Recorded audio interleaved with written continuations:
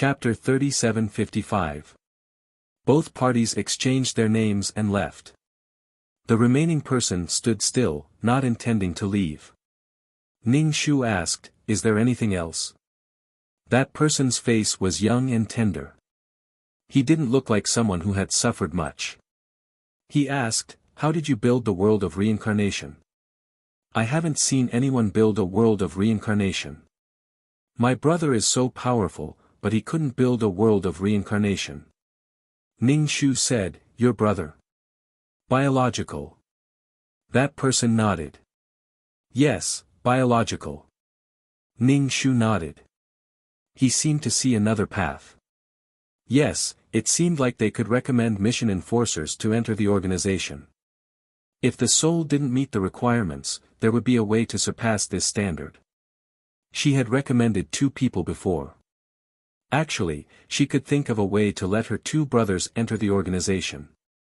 She didn't know if that plane still existed. If the plane existed, were her 2 brothers still there? If they entered the world of reincarnation, would she have to go there to find them? But they might have already passed away. "How did you build the world of reincarnation?" he asked. Ning Shu sighed. "I really don't know the details. I have money." "Don't worry, I can give you as much as you want," Ning Shu said sincerely. Clearly, no matter how sincere Ning Shu's words were, no one would believe them. If it was Ning Shu himself, he probably wouldn't believe this person either. Kindness was just an excuse. That person said, "All right, I was rude. You can state any conditions." This person obviously didn't care about the life space. He wanted to build the world of reincarnation. Ning Shu more or less understood. He wanted to buy a place to attract jade. His original intention was to ask her for a strategy. "What strategy?" Ning Shu said, "The construction of my world of reincarnation was a beautiful accident. So I really don't know the details." That person didn't say much. He just shrugged. Obviously, he didn't believe him. Seeing that Ning Shu didn't want to say anything more, he said goodbye and left. Ning Shu returned to the system space and gnawed on the golden fruit. It was soft and fluffy, as if he was gnawing on wet mud. The texture was terrible. Ning Shu finished eating the mud and then lowered his head to press on his soul. Well, nothing has changed for the time being. He didn't feel anything. He just ate the money and didn't feel anything. After a while, there were still no changes to his soul. Ning Shu planned to go to the plane where his family was and see if his brothers were still there. Ning Shu sat up from the sofa, but his soul suddenly scattered. His entire body turned into sand, and his soul turned into a pile of sand. Ning Shu, she could feel that her thoughts were still there, but the state of her soul had changed. She felt that her soul had turned into grains of sand. This change really made people speechless. Have I always been such a pile of sand, a pile of ashes? Ning Shu was still thinking, and then exist in the form of sand. As the wind blew, the ashes scattered. After a while, the sand condensed again and condensed into the original appearance of the soul. Ning Shu experimented a few more times and suddenly felt that it was good to have an additional state of the soul. Turning into sand, his soul was divided into many parts. Maybe when he encountered danger, he could still preserve a trace of life. The 70 million was worth it. Ning Shu searched for the space node that he left in the plane before and found that the space node was still there. He was delighted. Since the space node on the plane wall was still there, it meant that the plane was still there. Now that there was a problem with the Sea of Law, many planes were having problems. He didn't know how long this plane could last. Ning Shu stood beside the plane and looked at it. The plane wall was very dim. Although there were no cracks, it actually looked old. Birth, old age, illness, death, and extinction were things that couldn't be resisted. After entering the plane, he felt that the air wasn't so clear. The skyscrapers were about to reach the sky. It had developed to this point. He didn't know if his brothers were still there. Ning Shu looked for the mark. Back then, he made a mark on his two brothers. He found the mark, but there was only one. Ning Shu found a mark, which meant that one of the marks had disappeared. Since it disappeared, it was no longer in the plane of life. Ning Shu came to a courtyard. The greenery was done very well. Some gardeners were splashing water on the leaves. It was mainly because there was dust on the leaves, which made the leaves look gray. Ning Shu snuck into the room and saw a white-haired old man reading a book with a pair of reading glasses. He was completely engrossed. He was very thin. Ning Shu felt that this should be his big brother. Second brother was fat. Being fat was not good for the body. It was easy to have all kinds of problems. Big brother and second brother were the best examples. Ning Shu went through the wall and stood behind the wheelchair. He looked at the white hair on his big brother's head. It was snow white without a single black hair. It showed a different kind of charm. Ning Shu coughed softly. His big brother, who was reading, did not respond. Ning Shu guessed that his big brother's ears were not very sharp because he was old. Ning Shu stood in front of him. Only then did his big brother notice. He looked up. His reading glasses slid down the bridge of his nose. He asked, "You are?" Ning Shu's voice was slightly louder. "Big brother, it's me."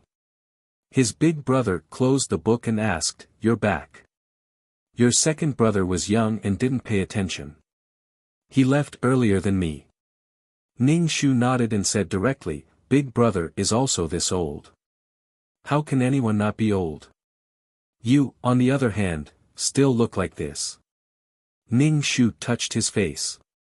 "Big brother is envious of me. He also wants to walk my path." His big brother said, "Then tell me in detail. What is the reason for your existence?" Ning Shu pulled up a stool and told his elder brother everything about the organization. She told him everything in detail and in all seriousness. Ning Shu looked at his big brother.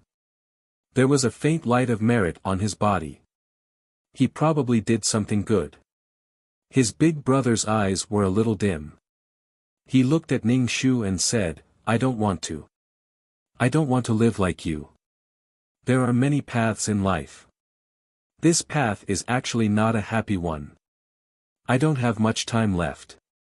According to what you said, I may enter the reincarnation cycle and start a new life. I will become an ant-like human. Are you happy to walk this path?" Ning Shu thought about it. Happy? When one's life was hanging by a thread, there was no joy in it. However, when one's life vanished like smoke, one's heart was filled with unwillingness. Ning Shu said, "Probably happy." His big brother said, "You are hesitating. You can come back to see me. It can be considered that you have fulfilled one of your wishes before you die. Don't talk about broadening my horizons. People don't need to have broad horizons. It's just living in a different class." To watch the new chapter of Zoe, please go to mobile address. Chapter 3756. Ning Shu thought that Big Brother might agree or hesitate, but he didn't expect Big Brother to reject him directly. "Big Brother, don't you think that doing something with no end in sight is very scary and very hopeless?" Ning Shu, maybe. Rising and falling, high and low, beginning and end, even a river would dry up one day. Ordinary humans pursued immortality, but when they really did become immortal one day, they would probably be terrified and at a loss. Everything had to come to an end. Only then would people feel relaxed. She and Big Brother didn't have much of a relationship. When they were alive, they spent most of their time in the hospital. When people died, it was like a light went out. It was just that the family's ability to accept things was relatively strong. Otherwise, they would probably chase her away. To describe it in a more terrifying way, Ning Shu was now a ghost. A ghost that made the living feel terrified. Ning Shu laughed and said, if Big Brother doesn't want to, then forget it. I'm here to ask you and take a look at you. Indeed, self-disciplined people could live longer. One brother and two sisters-in-law were no longer around. Only Big Brother was left. Big Brother nodded. That's good too. I'm happy to see that you're doing well. Since you've already taken this path, then work hard. Ning Shu nodded and said, I know. After thinking about it, he gave Big Brother some merit. This merit could make Big Brother's next life smoother and he could join a good family. Reincarnation was really a technical job. When the two of them didn't speak, the atmosphere was a little awkward. Ning Shu coughed and said, then Big Brother, I'm leaving. You can do some charity work. After all, even if Big Brother doesn't take my path, there's still the next life and the life after that. The heavens still favor good people. Although the next life and the life after that wouldn't remember this life, merit was in the soul. No matter what kind of person they became, merit was in the soul. No matter if it was a man or a woman, the things imprinted on the soul were the same. Looking at Big Brother's courtyard, it was obvious that he was rich. Money was sometimes the source of evil, but it depended on where it was used. Things like money were given value by humans. Everyone believed that money had value and abided by this rule. It was a value given by convenient transactions. In reality, how much could a piece of paper be worth? Big Brother nodded. Thank you. I got it. Are you leaving? Ning Shu said, why don't I accompany you, Big Brother? Ning Shu could afford to waste this amount of time. His eldest brother raised his skinny hand that was covered in age spots and waved it. There's no need. Go about your business. Don't think so much and don't worry too much about me. To put it bluntly, life had already parted ways. Even when they were still alive, they should have formed their own families and could only be considered relatives. Now, they were separated by life and death. Big Brother said, you suffered when you were alive. Although I don't know what kind of things you're doing by existing in this way, you should let yourself relax occasionally. You don't seem to be getting old, but to be honest, I pity you. I also feel a bit of heartache for you, and I'm also a bit scared, because everything has a price. Ning Shu revealed a bright smile. There is a price, but in order to live, there is definitely a price to pay. Ordinary people had to work hard to support themselves in order to survive. If they didn't need to eat, drink, and poop, who would work hard? Big Brother said, you're right. If you think it can end, then let's end it. Ning Shu smiled and didn't say anything. Big Brother was old. After talking for a while, he felt a bit tired. He said, I've seen you. If you have something to do, go do it. I'll lie down for a while. Ning Shu agreed. He wanted to help him to the bed, but now his soul was weak and would directly penetrate his body. If he released the vines, it would probably make Big Brother have high blood pressure. Big Brother directly said something to the sound sensing system in the room. Soon, someone came to take care of him and helped him to the bed to rest. He closed his eyes and fell asleep peacefully. Ning Shu directly left and summoned the world of samsara entrance of this world. The entrance was a black hole. Ning Shu entered the black hole. Through the black hole, he could enter the world of samsara where Second Brother was. Generally, Second Brother's soul would enter this connected world of samsara if nothing unexpected happened. He didn't know if Second Brother had jumped into the rebirth pool. If he did, then he would start a new life. Ning Shu entered a gray world. It was as if he had jumped into a noisy and crowded market. He couldn't adapt to it. Ning Shu looked at this world of samsara and couldn't help but be stunned. This was too crowded. Her few worlds of samsara were more relaxed. But in this world of samsara, the sky and earth were squeezed with souls. It was as if a bus was filled with people and the bus was about to explode. Ning Shu sucked in a cold breath. How many souls were squeezed together? How many worlds were connected to this world of samsara? How terrifying! Could it be that these souls didn't jump into the rebirth pool? Ning Shu came to the rebirth pool and saw a dense number of souls jumping in like dumplings. These souls jumped into the rebirth pool. The rebirth pool didn't have a way to deal with them. Many souls were still swimming in the rebirth pool. This meant that some souls were reborn. But this world was still so crowded. If this continued, Ning Shu felt that the world of samsara wouldn't be able to take it anymore. Some of the souls were still biting each other, absorbing the soul power of the other party into their own bodies. It was a mess. There were so many souls. Where was she going to find second brother? Ning Shu shuttled through these souls. Even if they collided with each other, it didn't matter much. But Ning Shu still felt that it was too crowded. He released his mental energy to search. He didn't know what second brother's soul looked like after he died. Was it a plate or a skinny person? No, only fats would increase. Souls wouldn't increase for no reason. Instead, because of the 7 emotions and 6 desires, it would weaken the soul. Second brother should be a skinny person now.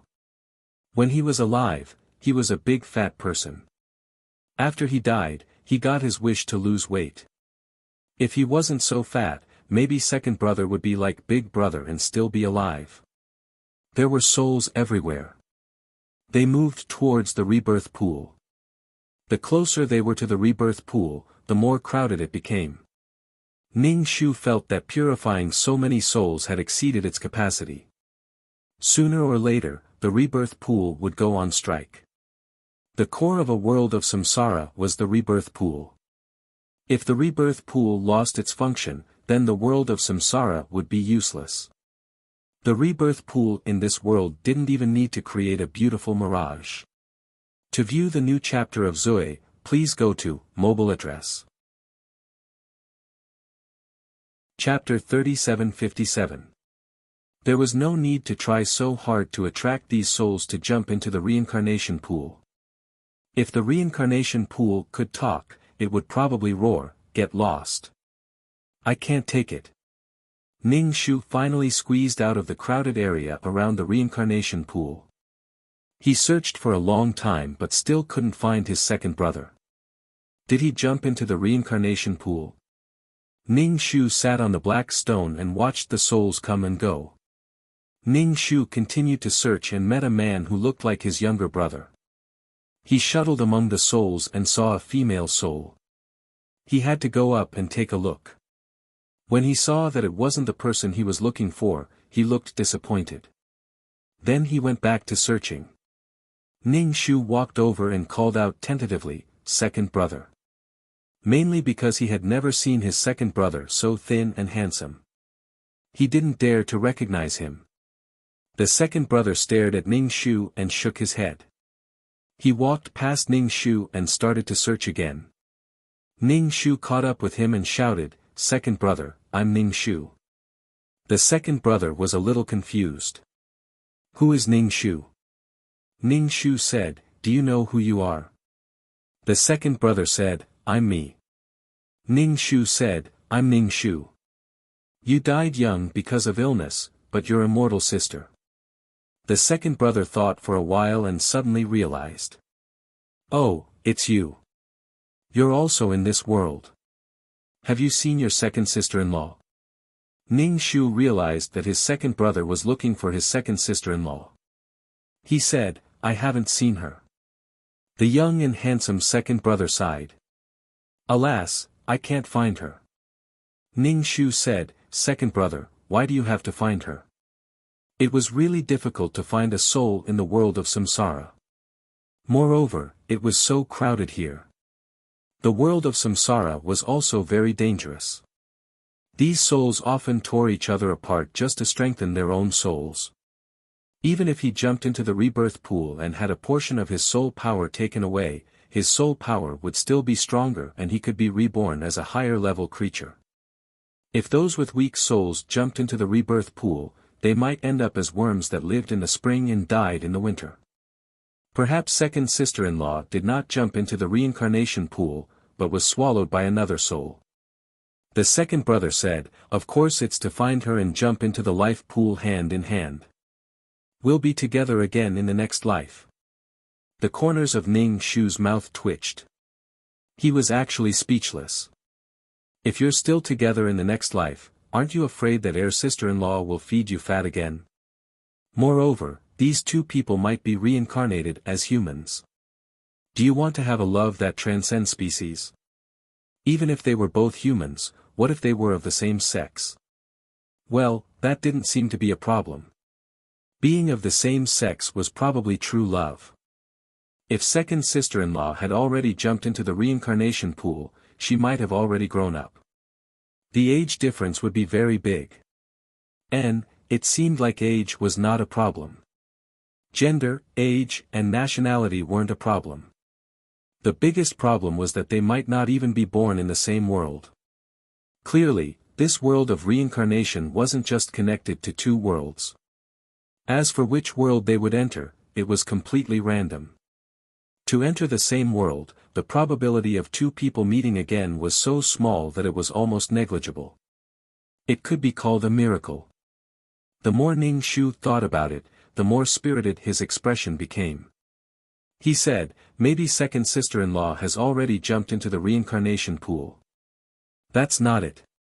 When she died, I repeatedly told her to wait for me. Ning Shu was speechless. She said no. The next time I'm a woman and she's a man, I'll feed her fat. The second brother said. Ning Shu wanted to kneel down and beat the ground to vent his anger. Was second brother doing this for love or revenge? What if the person who was fed fat was still second brother? Moreover, second brother's concept was a little strange. Why did he have to become a woman to feed his partner? No, why did he have to feed his partner until she became fat? He was speechless. Ning Shu's expression was a little lifeless. He asked, how long have you been looking for her? Big brother was a steady person. Why was second brother like this? It was probably because big brother had more responsibilities on his shoulders. Second brother's life was more carefree than big brother's. I started looking for her the moment I came to this world.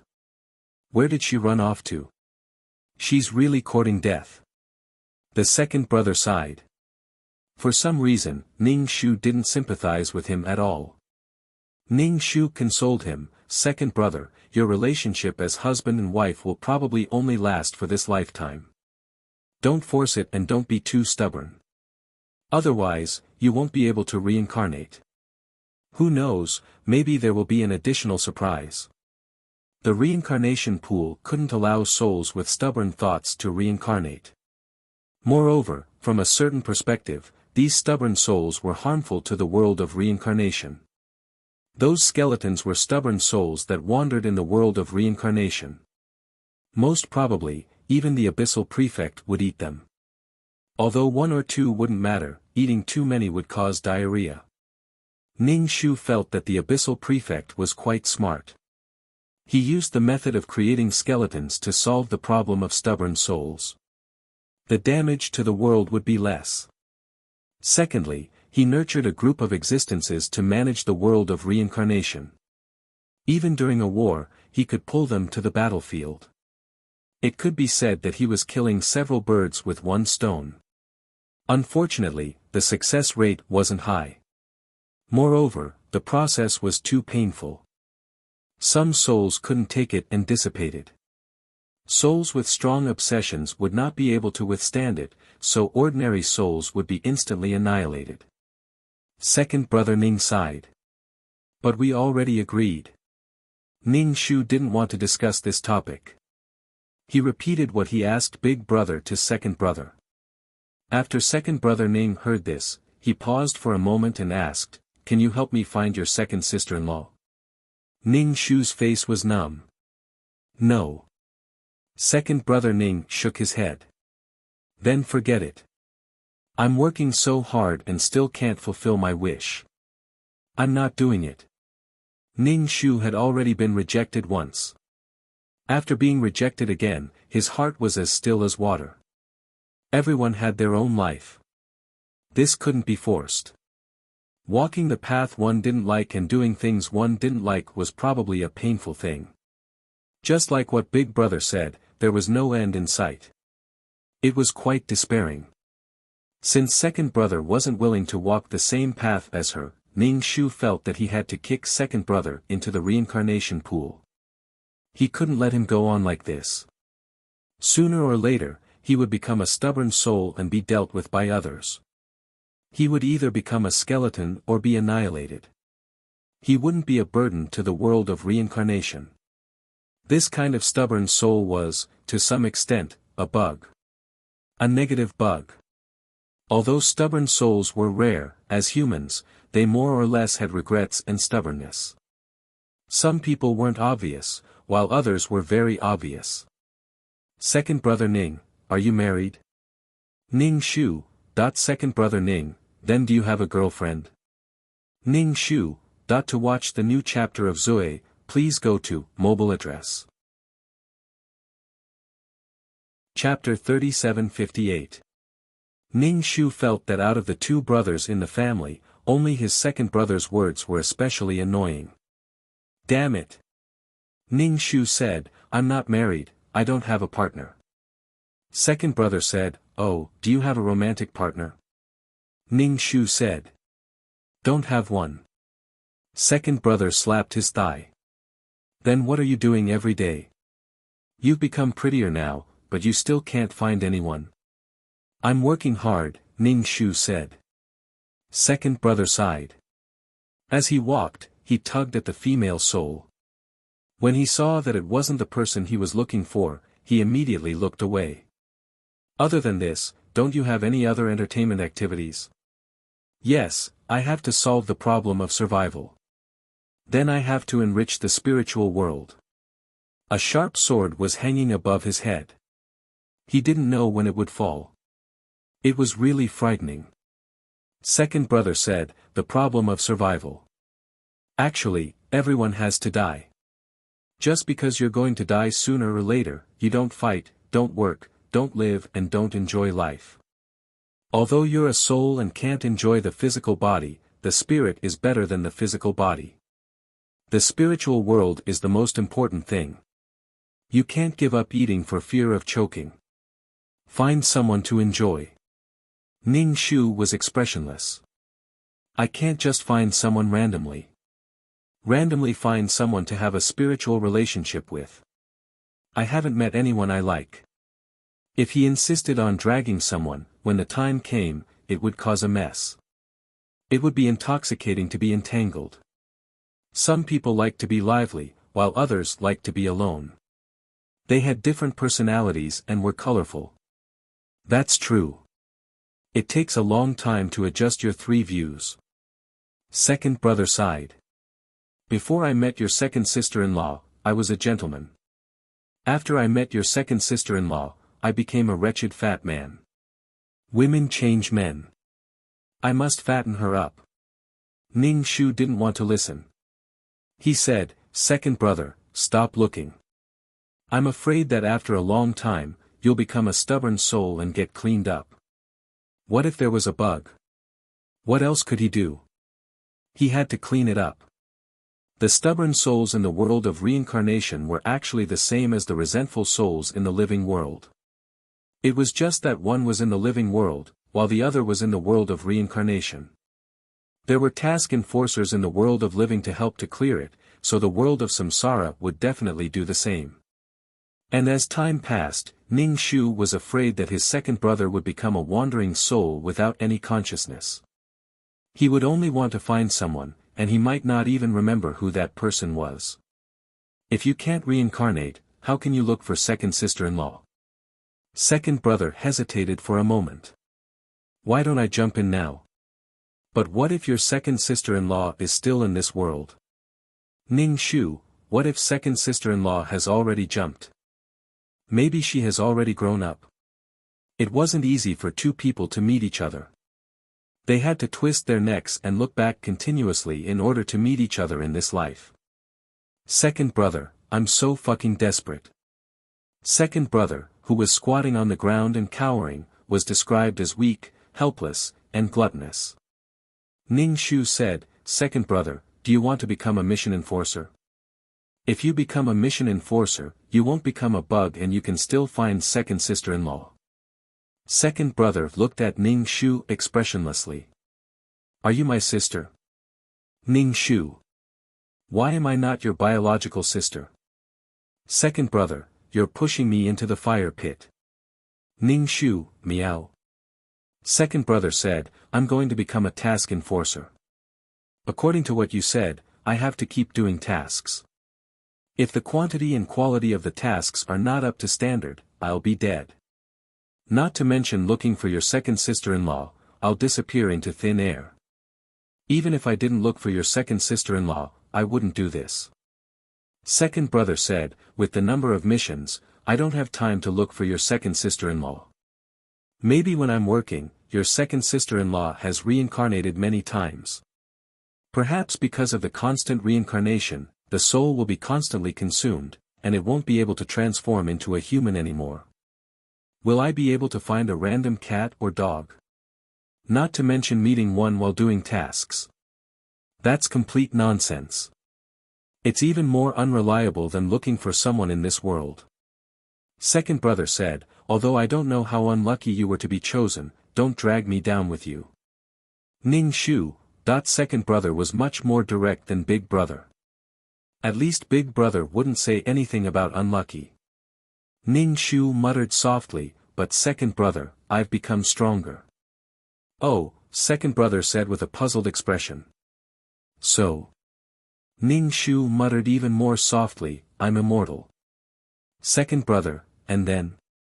"Your so-called immortality is based on the fact that you can complete the tasks. Only those who are still alive have the right to speak. Those who have disappeared into thin air won't be remembered. No matter what kind of world it is, it follows this principle. Your so-called strength is just a level. Once you skip this level, there's another level above it. It's like climbing a building." He could only say that he wanted to explore a richer and more powerful world. He wasn't interested in exploring. "I don't want to suffer so much. How wide is the world? How vast is the world? What's beyond the heavens? If I don't know, I won't think about it." Ants built nests to look for food. They didn't know that there were humans, but humans knew how to enjoy themselves, how to learn, and have 7 emotions and 6 desires. You're not a fish. How can you know how happy a fish is? Just like the living creatures in the plane. Do they know that there are planes outside the plane? Do they know that the plane was born from the sea of laws? They didn't know. Ning Shu's voice was almost inaudible. "In our line of work, we protect the plane." Second brother, "What are you talking about? As long as you're happy. Just like us doing business, big brother and I still support so many employees. We're also very noble." Ning Shu rolled his eyes. "Will you die if you don't argue?" Second brother, "Yes, you know it. Don't argue about it. There's a cause before there's an effect. It's not that the cause comes after the effect. The cause and effect are reversed. Are you doing missions to protect the plane or to live for yourself?" Ning Shu, "To live for myself. But I can't deny that the result is that the plane is protected." Second brother, "Why do you have to protect the plane? According to you ants, we ants are worthless." Ning Shu, "To protect the sea of laws." Second brother, "What's the purpose of protecting the sea of laws?" Ning Shu, "Firstly, the sea of laws is the source of some people's power. Secondly, the plane is born from the sea of laws. Protecting the sea of laws is protecting the source of power, protecting the plane. Second brother, there's nothing wrong with using the power of the plane to protect the sea of laws, right? It's like doing business. Using people to create value to earn money, and then giving the other party a salary. Of course, there were definitely people who benefited. It was just a matter of how much they benefited. There was a clear hierarchy. Second brother Ning nodded. If that's the case, then why are you so moved by yourself? Do you think you're so noble? Chapter 3759. Ning Shu rolled his eyes and retorted, "Who the fuck is moved by myself? As your sister, I'm looking for a job for you. Of course, I have to describe the future prospects and significance of the job, understand?" Second brother Ning was suddenly a little scared. If you want to talk about work, just talk about work. Benefits are the most important thing. No matter how much I talk about it, it's all fake. I haven't seen many benefits, but all kinds of rules and regulations are tyrannical. The word death was mentioned so often. It was simply a high-risk job. It was too scary. As an ordinary person, second brother Ning couldn't bear it. Second brother Ning thought that people with a bit of brains would not take the initiative to become task-takers. If they were forced to be chosen, they could only blame it on their bad luck. He Qing, who took the initiative to become a task-taker, she did all kinds of immoral things just to become a task-taker. Second brother sighed. Your stupid sister-in-law is nowhere to be found. She must not have taken my words seriously. Should I jump or not? Ning Shu smiled and said, "Second brother, let's leave it to fate. If it's really fate, you will meet her. There was really no other way except for this." Ning Shu said, "Second brother, I'll accompany you for a while. With spiritual power, they should be able to find faster." She would not ask second brother to become a task-taker again. Big brother and second brother were both businessmen. Probably from the perspective of mutual benefit, this was not a cost-effective business. Maybe they were used to being bosses and didn't want to be a miserable worker.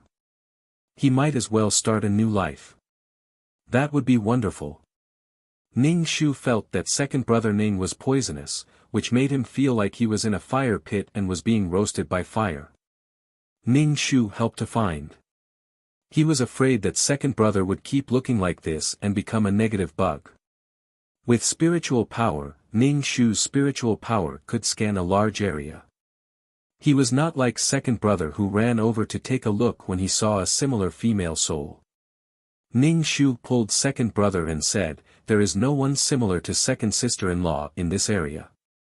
Let's go to another place." Second brother Ning looked at Ning Shu in shock. I can tell at a glance. Ning Shu's face was expressionless. So, I'm strong. Second brother Ning shut up at once and dared not to speak. He was dragged around by Ning Shu. In the end, he found a soul that had curled up into a ball behind a black rock. This soul was relatively weak and had curled up into a ball. It looked very scared. Ning Shu pointed over there. Isn't that second sister-in-law? Ning Shu just felt a little familiar, so he asked second brother Ning. When Ning Shu saw the soul, he immediately jumped up and ran towards it like a firecracker. Silly woman. Second sister-in-law Ning saw a soul. She probably didn't recognize that this was her husband. After all, she had faced a dead fatty for decades. Looking at such a slender person, no one would think that this was her dead husband. She immediately screamed, "Don't come over, or I'll swallow you." Second brother Ning answered, "It's me. It's me." But second sister-in-law Ning's reaction, how to put it, was very unexpected. After confirming that this was her dead husband, her expression was like being struck by lightning. "Why are you so thin?" Ning Shu was speechless. Second brother Ning's expression was also a bit cracked. Previously, he just wanted to find his wife. When he saw her, he thought of the fear of being dominated by second sister-in-law Ning. Now he wanted to run away. When the two met, they didn't cry in each other's arms.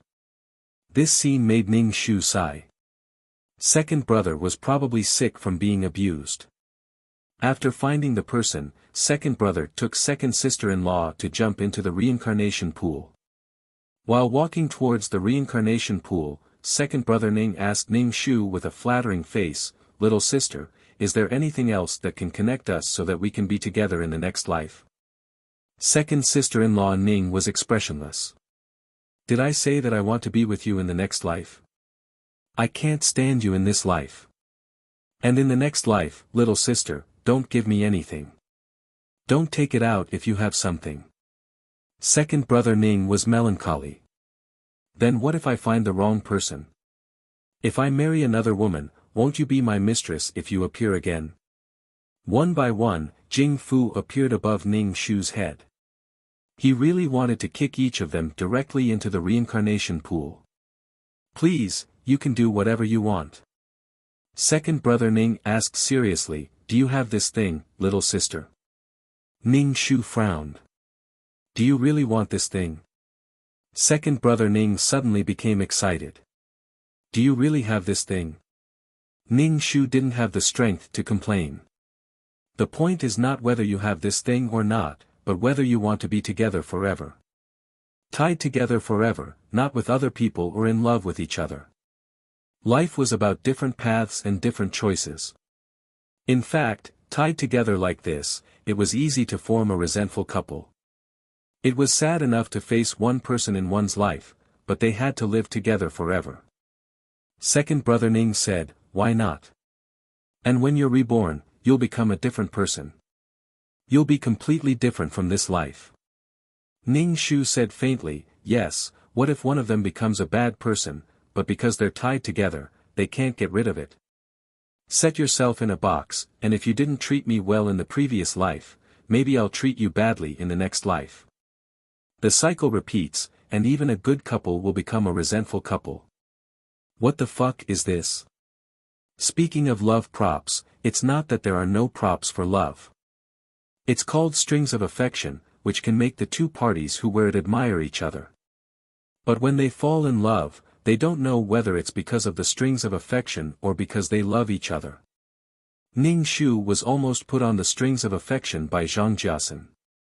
It can be seen that that thing is actually similar to a curse. It's not from the heart, maybe it will make the people who wear it love each other more. But when people who don't love each other wear it, it's a curse and witchcraft. Why force it? Just follow your heart. Second brother Ning glanced at second sister-in-law Ning and asked, do you want it? Second sister-in-law Ning shook her head, if I can meet you in the next life, I will be with you. But if I can't, I won't be with you. Second brother Ning's heart was about to break, you don't want to be with me that much? Second sister-in-law Ning raised her hand and stroked second brother Ning's eyebrows and eyes. Her fingers passed through his soul, if I become a better person in the next life, I will not feed you fat. I still like your handsome appearance, but I'm afraid of losing you. I'd rather you become fat and stupid. I'm selfish and self-abased, dragging you down with me. She didn't become a better person. Instead, she had to pull the person she loved close to her to ease the panic in her heart. After second sister-in-law Ning finished speaking, she jumped straight into the reincarnation pool. Standing in the reincarnation pool, she smiled at second brother Ning. Gradually, the reincarnation pool covered her head and disappeared from the reincarnation pool. Second brother Ning raised his head and closed his eyes. Ning Shu stood not far away and didn't disturb second brother. To watch the new chapter of Zoe, please go to mobile address. Chapter 3760. Ning Shu didn't approach his second brother. He had been looking for her for so long, but in the end, his wish didn't come true. From the beginning to the end, his second brother seemed to be the only one who wanted to find his second sister-in-law and jump into the reincarnation pool with her. It would be best if they could live together forever. However, the reality was a little uncomfortable.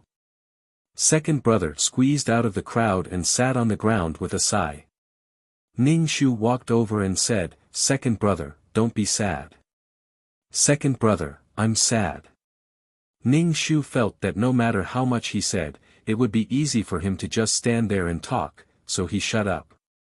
After a while, Ning Shu couldn't help but say, second brother, do you still want to continue your fate with second sister-in-law? Second brother, she doesn't want to. What's the point of thinking more? Forget it, let's not talk about it. Let's leave it to fate.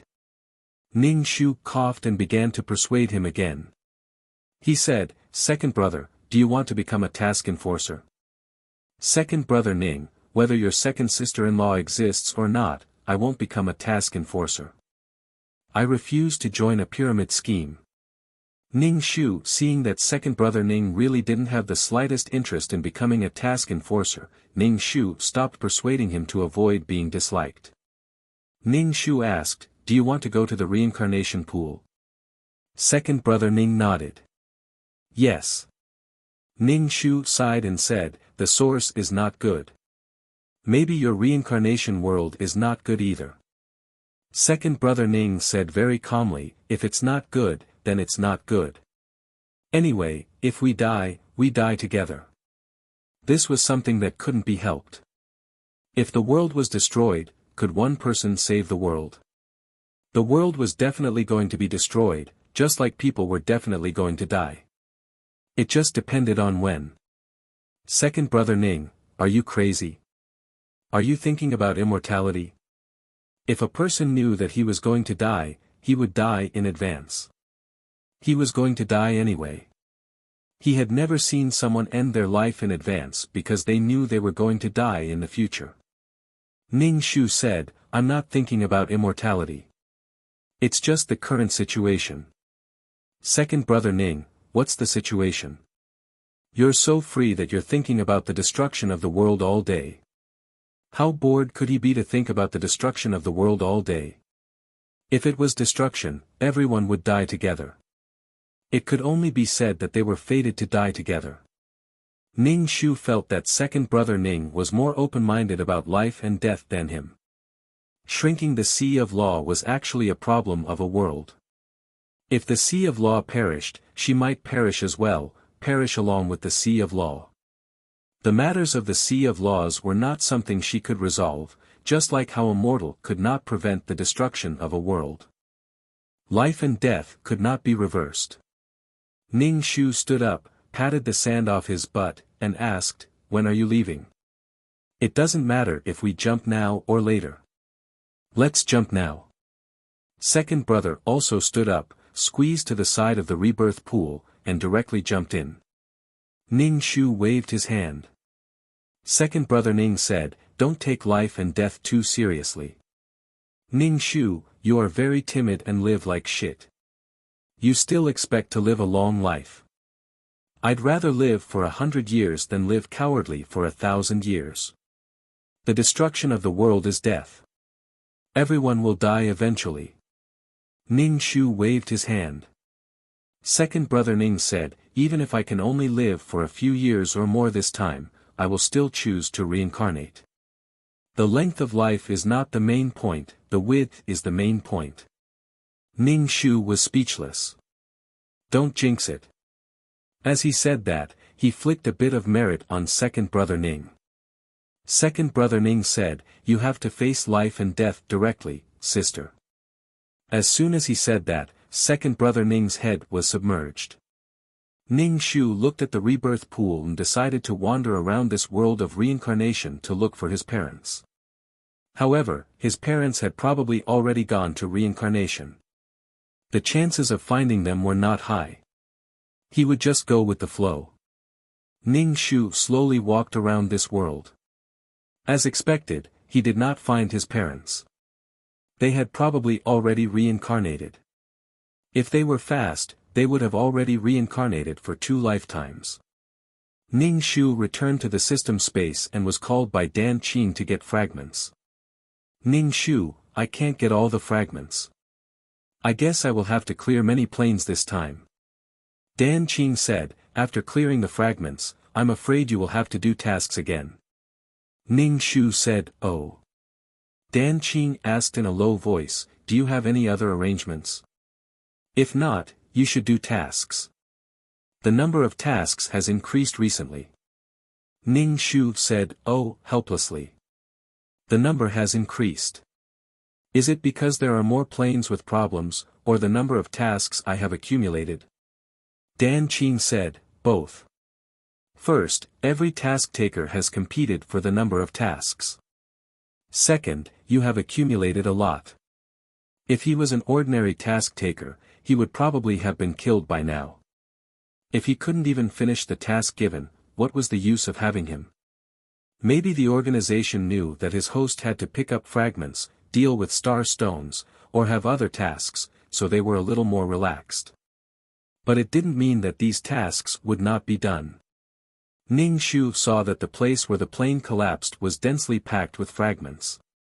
This time, he probably got dozens of planes. Otherwise, there wouldn't be so many fragments. Ning Shu stretched out his vines and started to pick up the fragments. He looked around and saw Mo Ming. He moved over and asked, "How many planes did you cut this time?" Mo Ming shook his head and said, "Many." Ning Shu was silent for a moment. Then, he asked, "What about the creatures in these worlds? Did you take away all the resources?" Mo Ming said, "We definitely took away the resources. As for the creatures inside, we cut too many worlds, so we gave up. There aren't so many worlds for these creatures." Ning Shu said, "Oh." Mo Ming said coldly, "There are no houses. Naturally, there is no place for them to live." Ning Shu shrugged. This was the truth. If ordinary creatures lost their planes, there was no place for them to live. Mo Ming looked at Ning Shu and asked, "Have you thought about joining the army? There are more people in the army, and they are more united. If you want to find someone you can cooperate with among the mission enforcers." He shook his head as he spoke. Ning Shu laughed. The Thousand Hand Guanyin picked up the fragments and asked, "Does the organization know what you are doing?" Mo Ming said, "Of course they know. If there is really a problem with the Sea of Law, the purpose of this organization's existence is to protect the Sea of Law. Without the Sea of Law, we are useless. Do you want to keep us and provide for us when we are old? As long as the Sea of Law exists, we will serve it honestly. If the Sea of Law doesn't exist, we will have no one to serve." Ning Shu was speechless. "Why do you make it sound so dirty?" Mo Ming asked, "Are you afraid?" "Actually, the organization doesn't care about these small actions." Ning Shu said, "I'm not afraid. If the Sea of Law doesn't exist, what do you plan to do?" Mo Ming thought for a moment and said, "I'm not sure." To view the new chapter of Zoe, please go to mobile address. Chapter 3761. I really can't think that far. It's probably better to form a group and find a place to live in the void. Mo Ming shook his head and said, "Humans are too weak, we can only unite and work together like ants." Ning Shu blinked his eyes and asked quietly, "Is the entire group of humans gathered together?" Mo Ming shook his head, "No, there are too many people in the group, and once there are too many people, their hearts will not be united. This kind of recruitment is only done in a small area, those who are not strong enough are not qualified to join." Ning Shu replied with an "Oh." It felt like Noah's Arkansas normal mission enforcers might not even know about the situation in the Sea of Laws, and would do their missions peacefully, but those who stood below were not well informed. But they were also a part of the group that was given up. The army has a lot of rules, they listen to the command and follow orders, they are the main force, and mission enforcers are mostly loners, they do not listen to the command, so normally, a part of them would give up.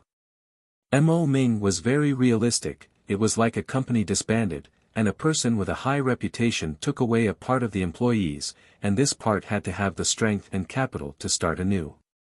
As for the employees who did not have much strength, sorry, they could not care about them, and had no obligation to care about them. If you want to join this group, you can tell me. When the living environment is bad, it's good to have a group that you can rely on. Ning Shu smiled and said, "Thank you, we'll talk about it when the time comes. The Sea of Laws will not collapse immediately."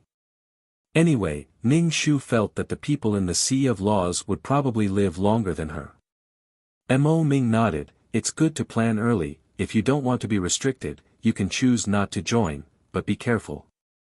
After that, many planes will be cut down one after another, which means that the situation in the Sea of Laws is not very good, and they are already being forced to give up on these planes.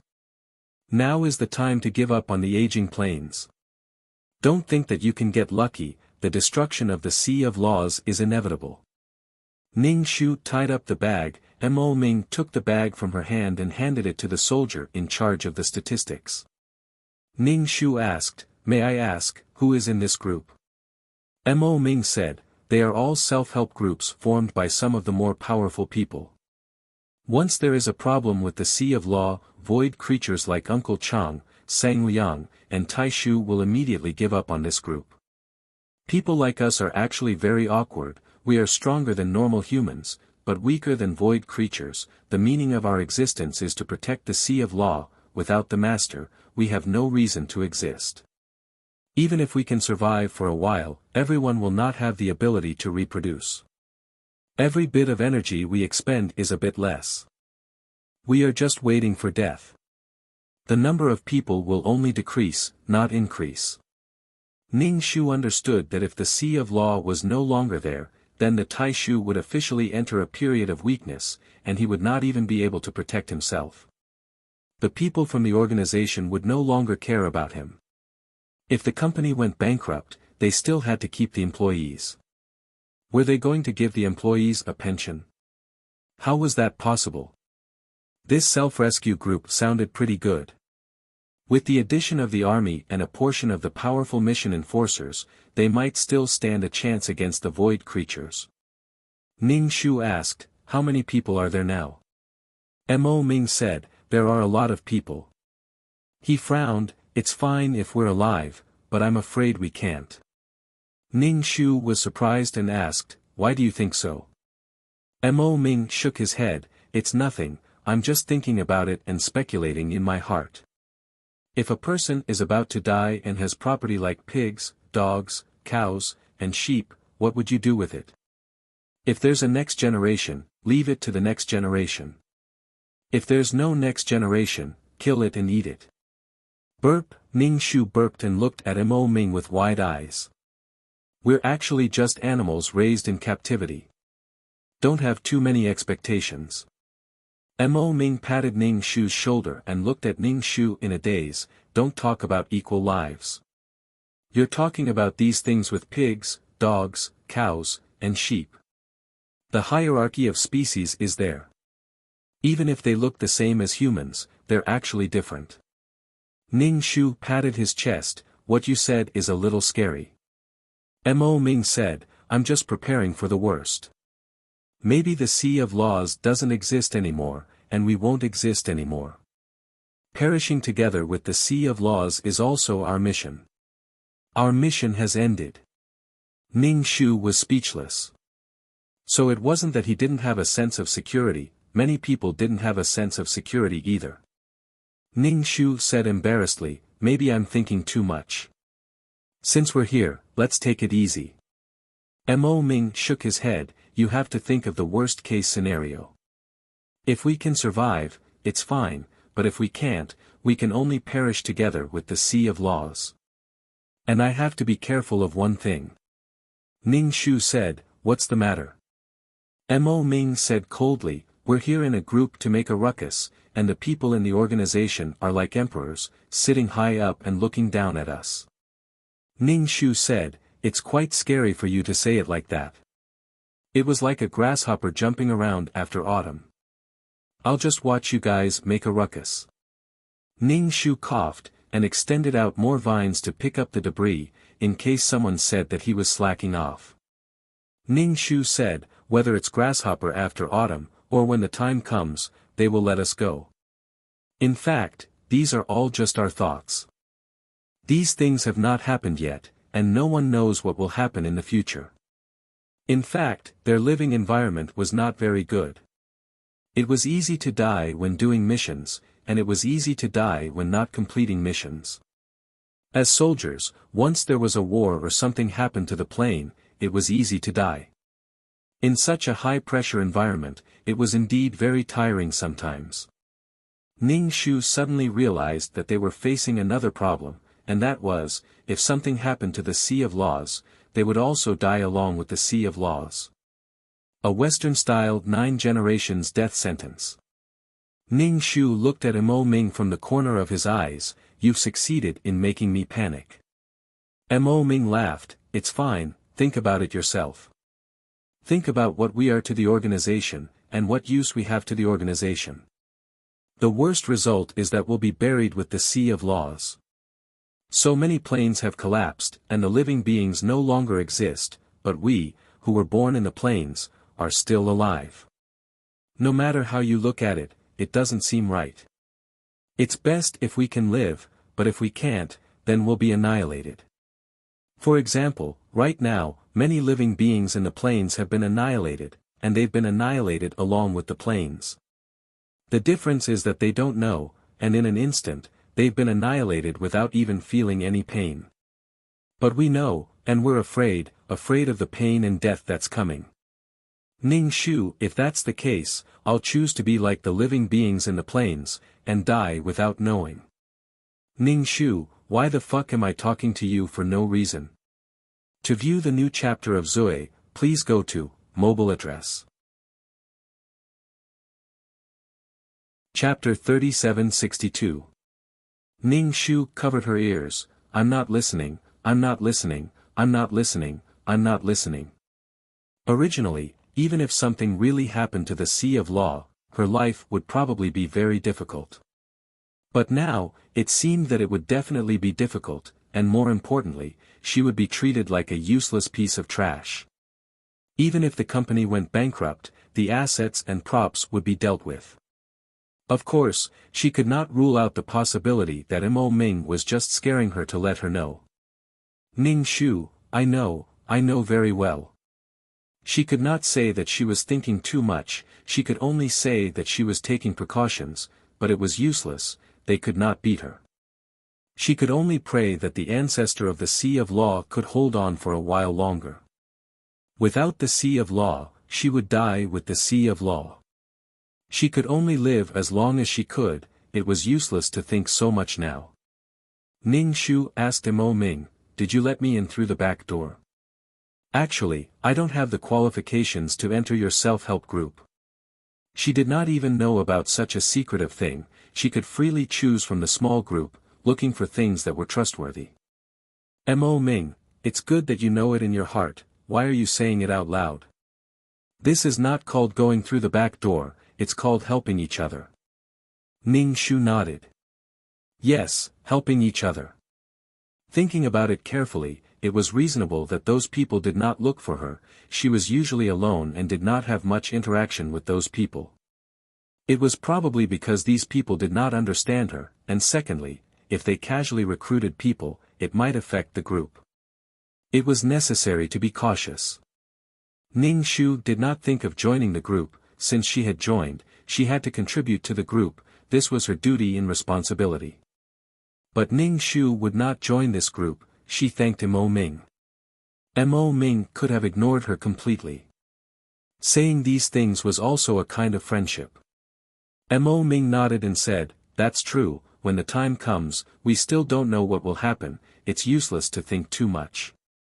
He thought for a while and said, I've heard some things about you, I heard that you are not very obedient. Ning Shu shrugged his shoulders and said, if it's just a small fight or a slap in the face, they're not very obedient. Sometimes, there's no way around it. There are conflicts. Mo Ming sighed and said, it's not easy for everyone. If you want to fight for something, you have to be so embarrassed. If someone sends something to me, I'm willing to be a pure and untainted person who stands aloof from worldly affairs. Where there were people, there would be Jianghu. Where there were people, there would be conflicts of interest. It would be strange if such a large organization was harmonious and all of its members were gentlemen. Even if there were a few people in a family, everyone's personality was different. Mo Ming said, when you fight for something, fight for it. Don't make yourself suffer in the end.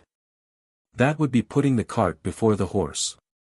Ning Shu smiled and asked, what would you do if you encountered such a situation? Mo Ming, Of course I'll write it down in a small notebook. Ning Shu, and then. Just write it down. Mo Ming, I can't get back at them now, but I won't allow myself to not get back at them in the future. I'm a very petty person. If they provoke me, I'll take revenge. Ning Shu, you're no longer the adorable and weak Mo Ming.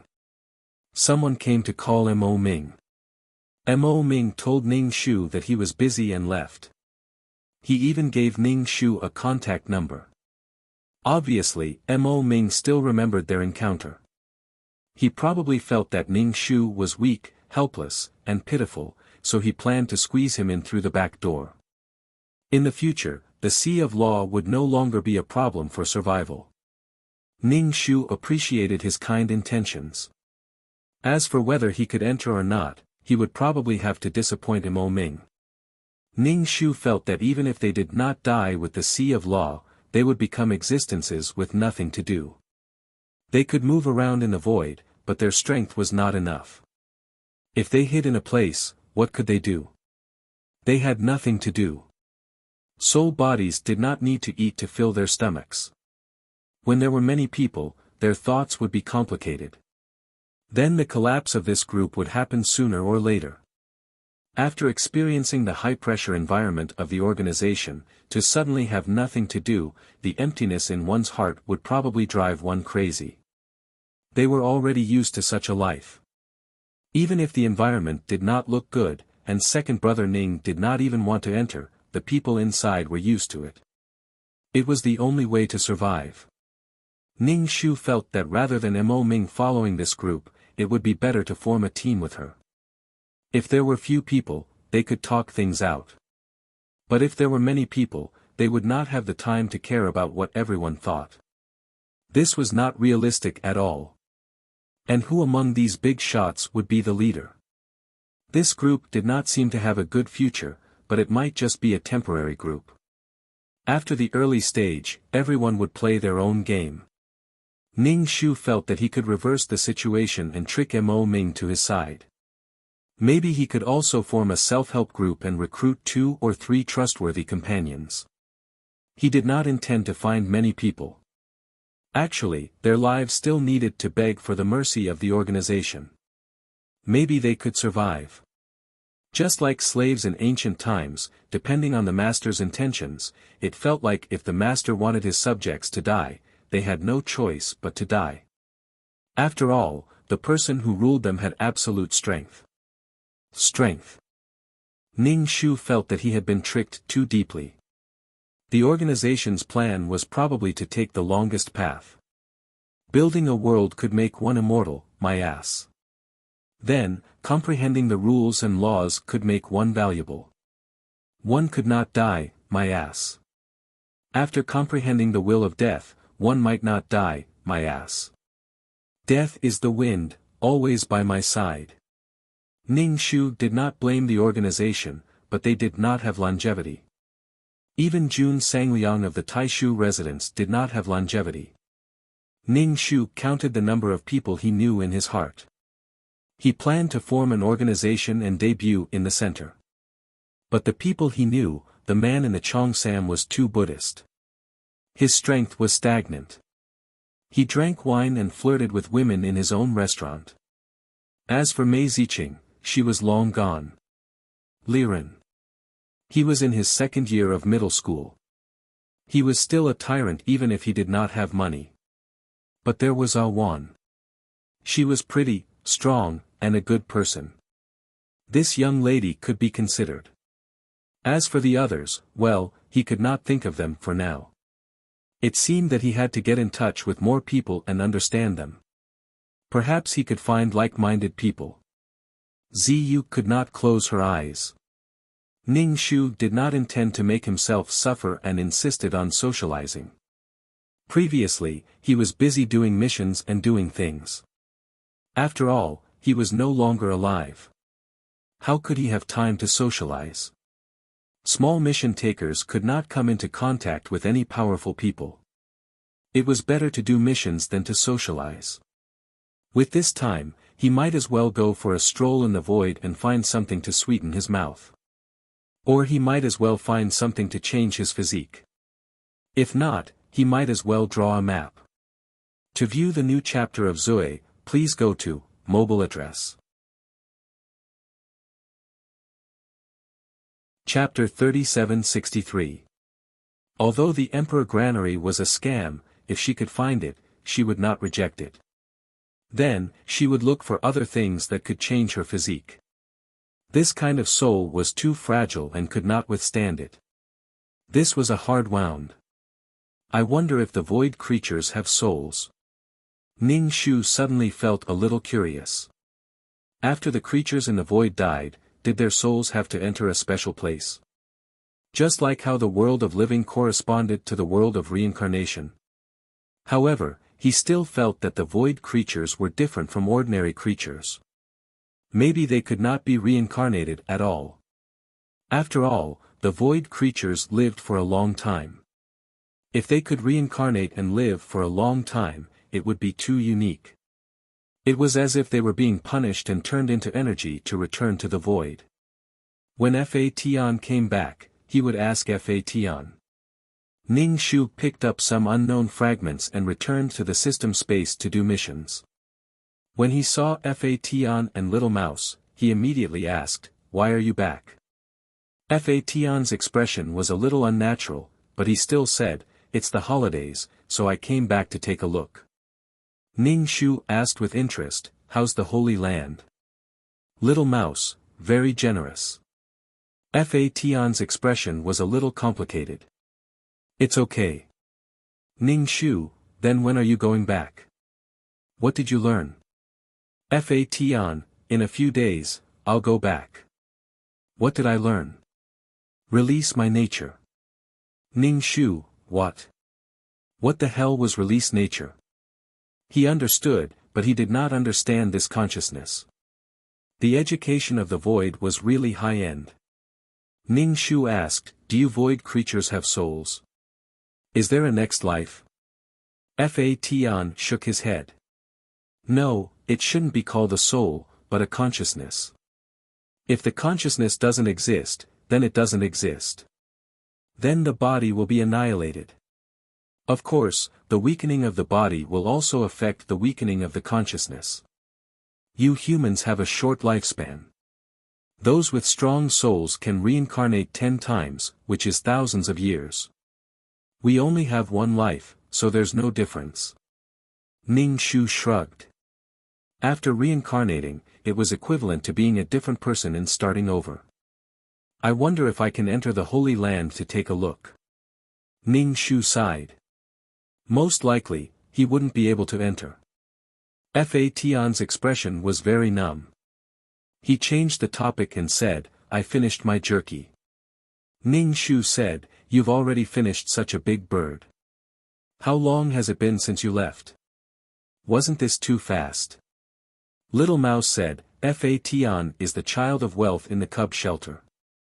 Many people come to ask him for jerky." Ning Shu said, "Then make some more. Make 2 more birds this time. With such a big appetite, 1 bird will be enough to finish it." Fa Tian, "They all eat spicy food. They eat whatever they can get their hands on."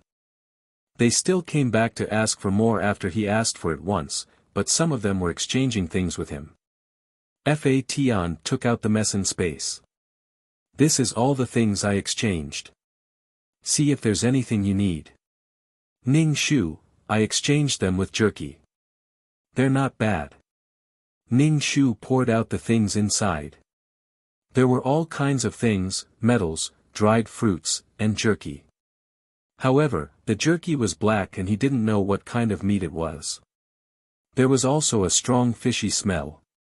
Ning Shu was surprised and tilted his head back. The smell was too strong. What kind of meat was this? Ning Shu poked at the messy things. There was a branch. The branch was full of vicissitudes and there were mysterious patterns on it. The feeling of holding it in his hand was very different. Ning Shu asked Fa Tian, "What tree branch is this?" Fa Tian took a look and said, "I asked. This is the sacred tree. Fa Tian knew that Ning Shu would like this. This thing was exchanged for half of the jerky. There are divine patterns on this tree. It contains the will and power of the void. Every race has their own unique power and skills, but if they want to pursue other powers, they will try to understand the will on the sacred tree. For example, your will of death is actually a kind of will. There are other wills and divine patterns. The creatures in the void can also use divine patterns. They can draw complete divine patterns and destroy their enemies with a raise of their hand. Divine patterns can be inlaid on weapons or directly on their body. However, divine patterns can't be obtained just because you want to. This is what I learned when I was a cub. Normal races can't use divine patterns. They can't even come into contact with this kind of power. It's probably the power of the origin. Ning Shu was very surprised. How mysterious, the void. Humans were the favored children of the heavens. In fact, the creatures in the void were the ones who were favored. Ning Shu stared at the branch. There was a faint luster on the branch. It was fine and looked like cloud patterns. It was dazzling and looked very mysterious. Ning Shu coughed and asked, "How much power does this divine pattern have?"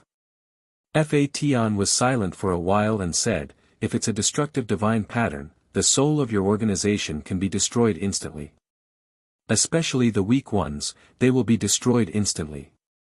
However, the creatures in the void won't be destroyed instantly." Ning Shu asked again, "Who do you think has a divine pattern among the creatures in our organization?" Fa Tian glanced at Ning Shu from the corner of his eyes. "Why don't you just ask Grand Uncle if he has any divine inscriptions?" Ning Shu nodded. Yes. After all, they had disagreements. Know yourself and know your enemy. Grand Uncle's life was always a threat to her. Fa Tian thought for a while and said, "He definitely has one. I guess it's more of a support type. After all, he already has the strong power provided by the Law C. He must have comprehended a divine pattern. Don't take any chances." Ning Shu said, "Maybe he even has a destructive support type divine pattern." Ning Shu looked at Fa Tian and said, "Why don't I give you a divine pattern? It can make you stronger." He wanted to carve the divine pattern on his body. Fa Tian shook his head. "Let's talk about it later. It's very difficult to comprehend a divine pattern. You can't even draw a single pattern. Even if you draw it, you won't be able to do it." Ning Shu was speechless. "Just looking at this branch makes my head hurt. Indeed, I should go out for a walk."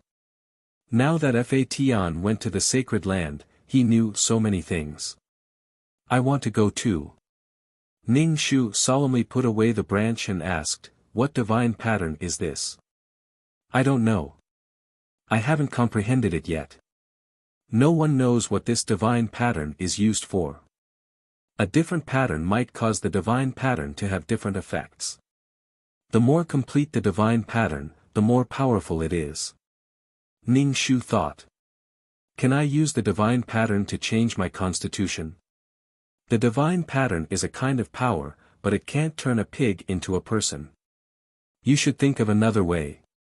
Ning Shu was speechless. So, what method should he use? There was no way.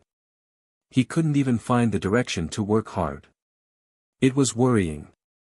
Ning Shu said, "The most important thing now is to catch birds and make jerky. Make more this time."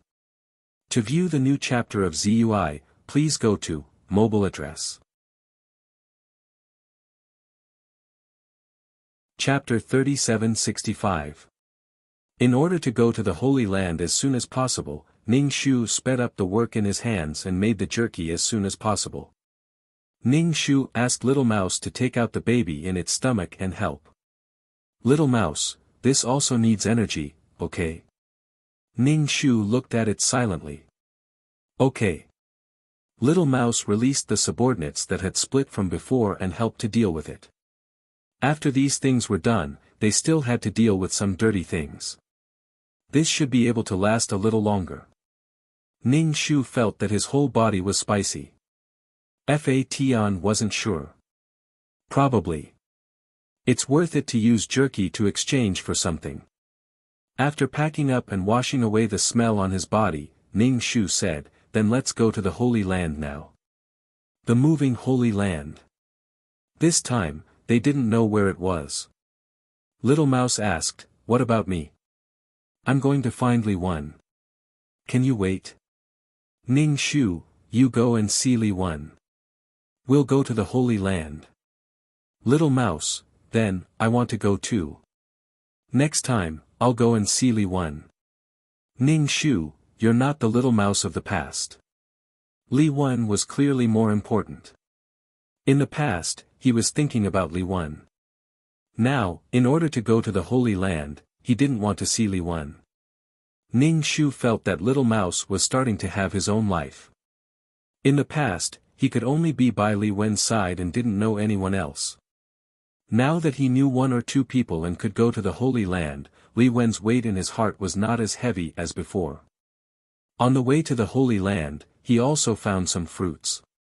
Eating meat was easy to get constipation, so he still needed to eat fruits. This time, the location of the Holy Land was different. It was completely random and there was no fixed location. It was the most free. At the entrance of the Holy Land, Fatan turned into a whip and wrapped around Ning Shu's waist.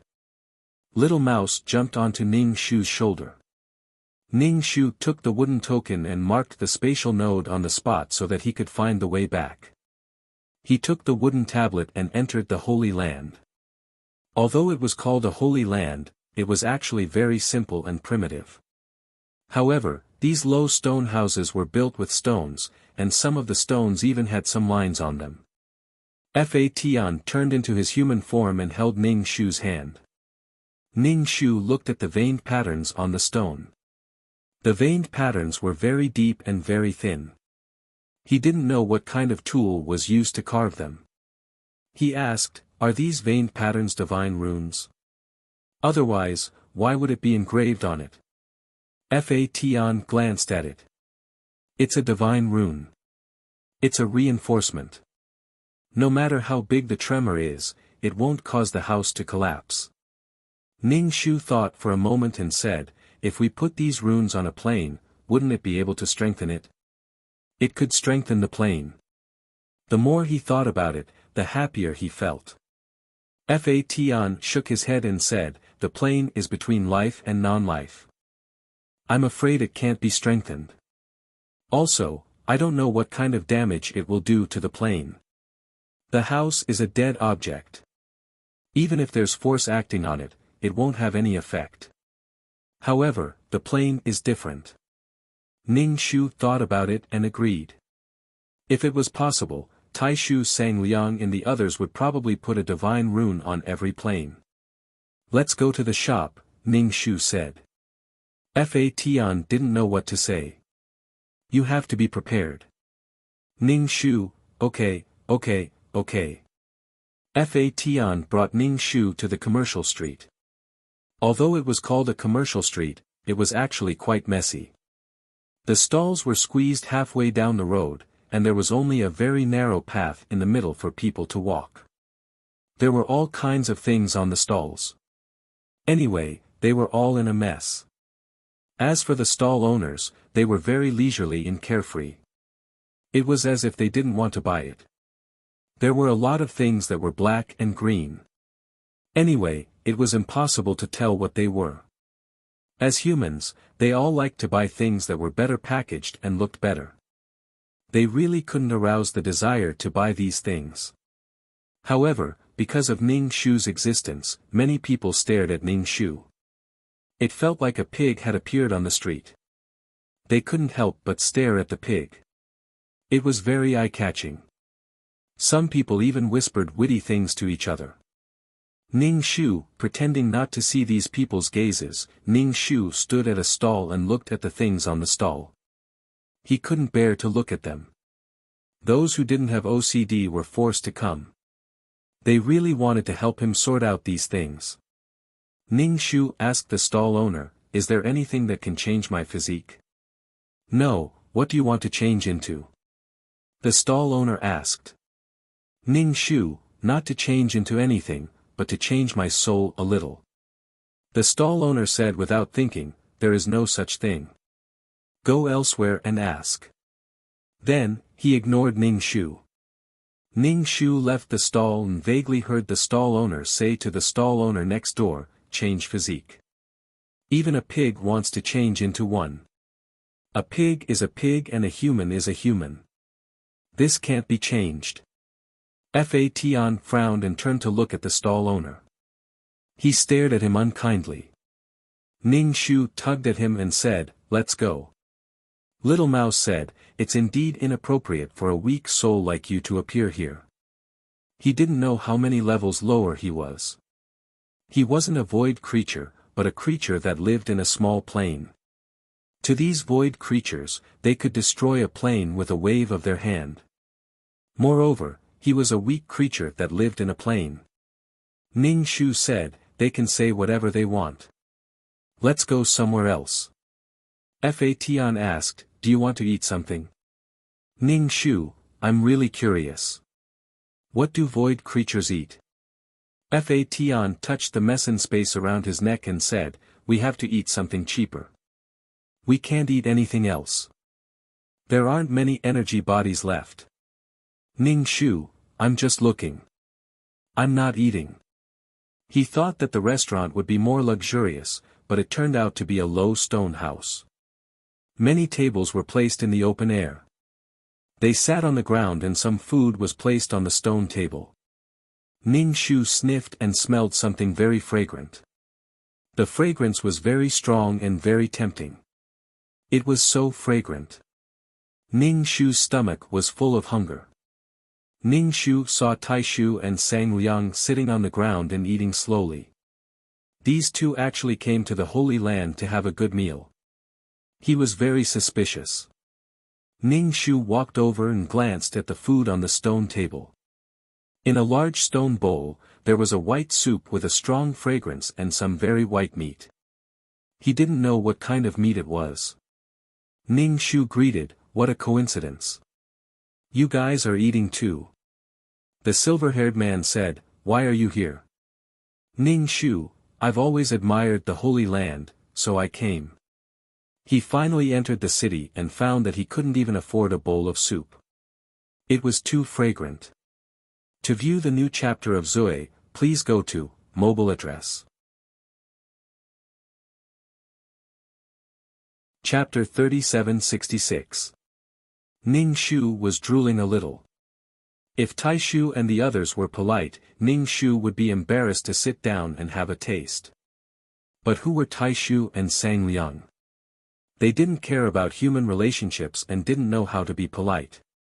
They wouldn't even say something like sit down and eat together. So Ning Shu held Fa Tian's hand and stood aside. It was so awkward. However, Ning Shu was also thick-skinned. I just watched you guys eat. I kept watching you guys eat. Eating was a small matter, but Ning Shu wanted to know why these two people had come to the city for no reason. According to the silver-haired man, who was in charge of such a large organization, if they really came to eat, it shouldn't be so frequent. There must be something else. Or it was because of the Sea of Law. What was the use of the three koi swimming in the Sea of Law?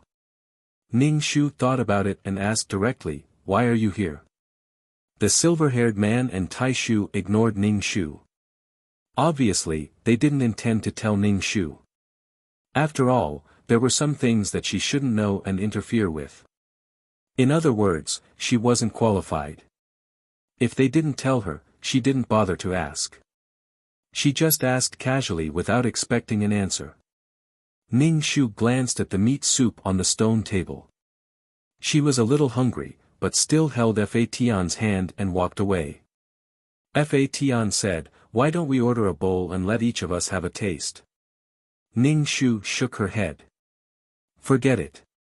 You won't die if you don't eat it. This thing looked expensive. If they knew what kind of meat it was, they could make it themselves. Fa Tian didn't insist on buying meat for Ning Shu. Since she said she didn't want it, then she didn't want it. Moreover, she didn't have any energy body. It would be too embarrassing if she was chased by the restaurant owner for eating a free meal. Ning Shu held Fa Tian's hand and walked away. Suddenly, the table next to them made it first. The soup splashed on Ning Shu and Fa Tian. Not only the two of them suffered. Even the silver-haired man in Taishu's pants and shoes were splashed with soup and water. Ning Shu's first thought was, "Holy shit, it smells so good. What a waste." The two people at the next table directly kicked over the stone table. Surprisingly, the stone table didn't break, and the stone bowl that fell to the ground didn't break. Only the soup spilled on the ground. The two of them glared at each other, completely ignoring the people around them. Ning Shu looked at the senior uncle's black leather shoes that were stained with milky white juice. She felt a little gloating in her heart. The two people at the side immediately started quarreling. Judging from their voices, it was a man and a woman. However, the problem was that they had the head of a bird and the body of a human below. It was impossible to tell whether they were male or female. In the restaurant, there were some creatures that didn't exist in a willful state. Instead, they had shrunk their bodies to a normal size. There were also some with human bodies and strange heads. Quarreling as if there was no one else around made the people who were eating very unhappy. Ning Shu did not leave. He decided to observe the nature of the void creatures and how they would deal with such situations. Did anyone try to stop the quarrel? Did anyone join in the scuffle? Did it inexplicably become a big scuffle in the end? Ning Shu waited and found that the people around him did not have any reaction. They turned a deaf ear to the quarrel between the two. Obviously, they were too lazy to care. They ate and drank as they should. Sure enough, they were lazy. They didn't care about things that didn't concern them. After living for a long time, they didn't care about anything. If it were humans, they would either watch the show, try to stop the quarrel, or point fingers. Didn't the void creatures even have the heart of gossip? They looked very calm. As for the Grand Elder and the silver-haired man who were affected, their expressions were calm. They didn't seem to be angry. Ning Shu. Were the void creatures also Buddhist? They didn't want to care about things that didn't concern them. Powerful strength was given by the heavens. I don't want to use it. Go away, you should have strength. The Grand Elder looked at his shoes coldly. Looking at the two quarreling people, he grabbed a stone bowl in each hand and directly put the two stone bowls on their heads. It was simple and violent. The quarrel stopped abruptly. The two drenched chickens turned to look at the Grand Elder. The Grand Elder looked at the two coldly. The two looked a little embarrassed and then left the restaurant. Ning Shu, he thought that the two would fight with the Grand Elder, but they left just like that. It was really disappointing. This batch of void creatures didn't seem to be very good. It was really worrying. Ning Shu's heart ached. Two bowls fell just like that. It was quite a pity when he thought about it. After such a disturbance, the restaurant returned to its original state. The stone tables and chairs that had fallen on the ground were restored to their original state. The stone bowls on the ground also returned to the stone table. Except for the fact that there were no dishes in the bowls and the table was a little messy, everything else was no different from before. This was also the power of the divine vein. Ning Shu felt that the divine vein was very magical. He came here to see the magic of the Holy Land. Probably the biggest specialty of the Holy Land was the divine vein. The divine vein could be integrated into all aspects of life. Moreover, the creatures in the void were probably all favored by the heavens. They were different and had quite a personality. They only cared about themselves and didn't care about anything else. They didn't invade each other. If they didn't fight to the death, they would probably be very Buddhist. Ning Shu felt a little relieved. If all the creatures in the void had such a personality, his life in the void would probably be easier in the future. If he didn't provoke these creatures, they probably wouldn't deliberately find trouble with him, an ant. Unless he was very unlucky and met someone who was bored and poured boiling water on his ant nest. But there were Buddhist and perhaps very cruel ones. It was just that he didn't meet them. Probably these two people knew the Grand Elder and had their bowls of soup taken by him. Everyone had a temper, but they left with their tails between their legs. They knew the Grand Elder. Ning Shu left with Fa Tian.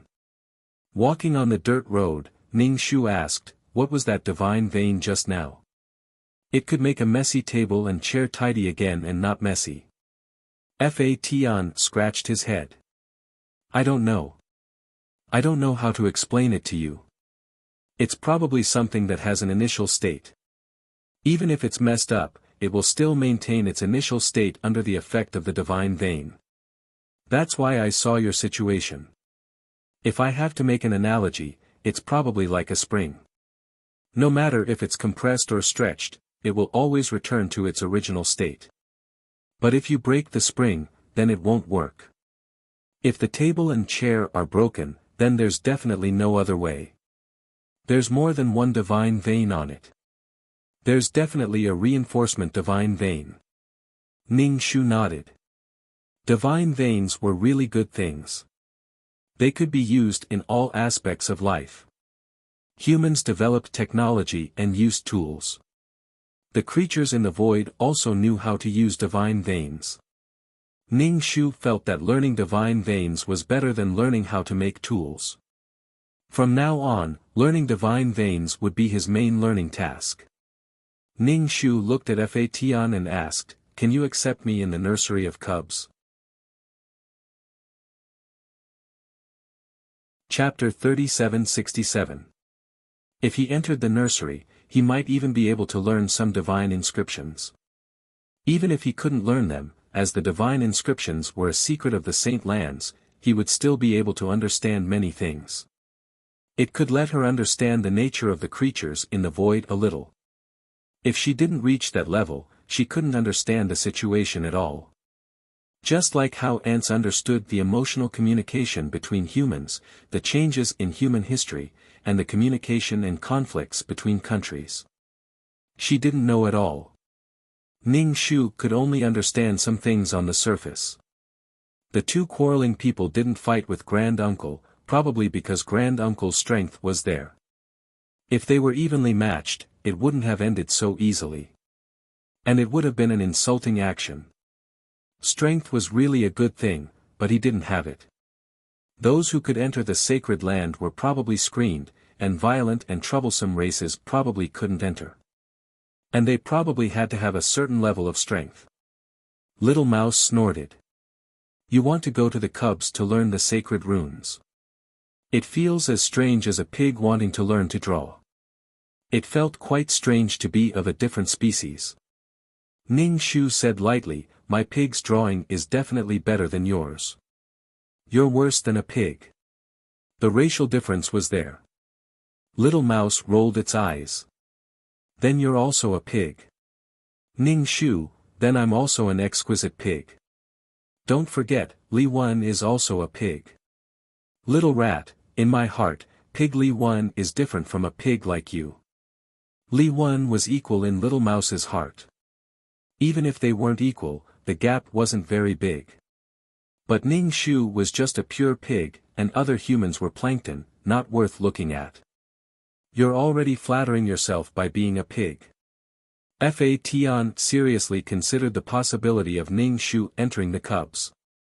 After thinking for a while, he said to Ning Shu, "Although the cubs don't seem to be divided by race, they take in races from the void."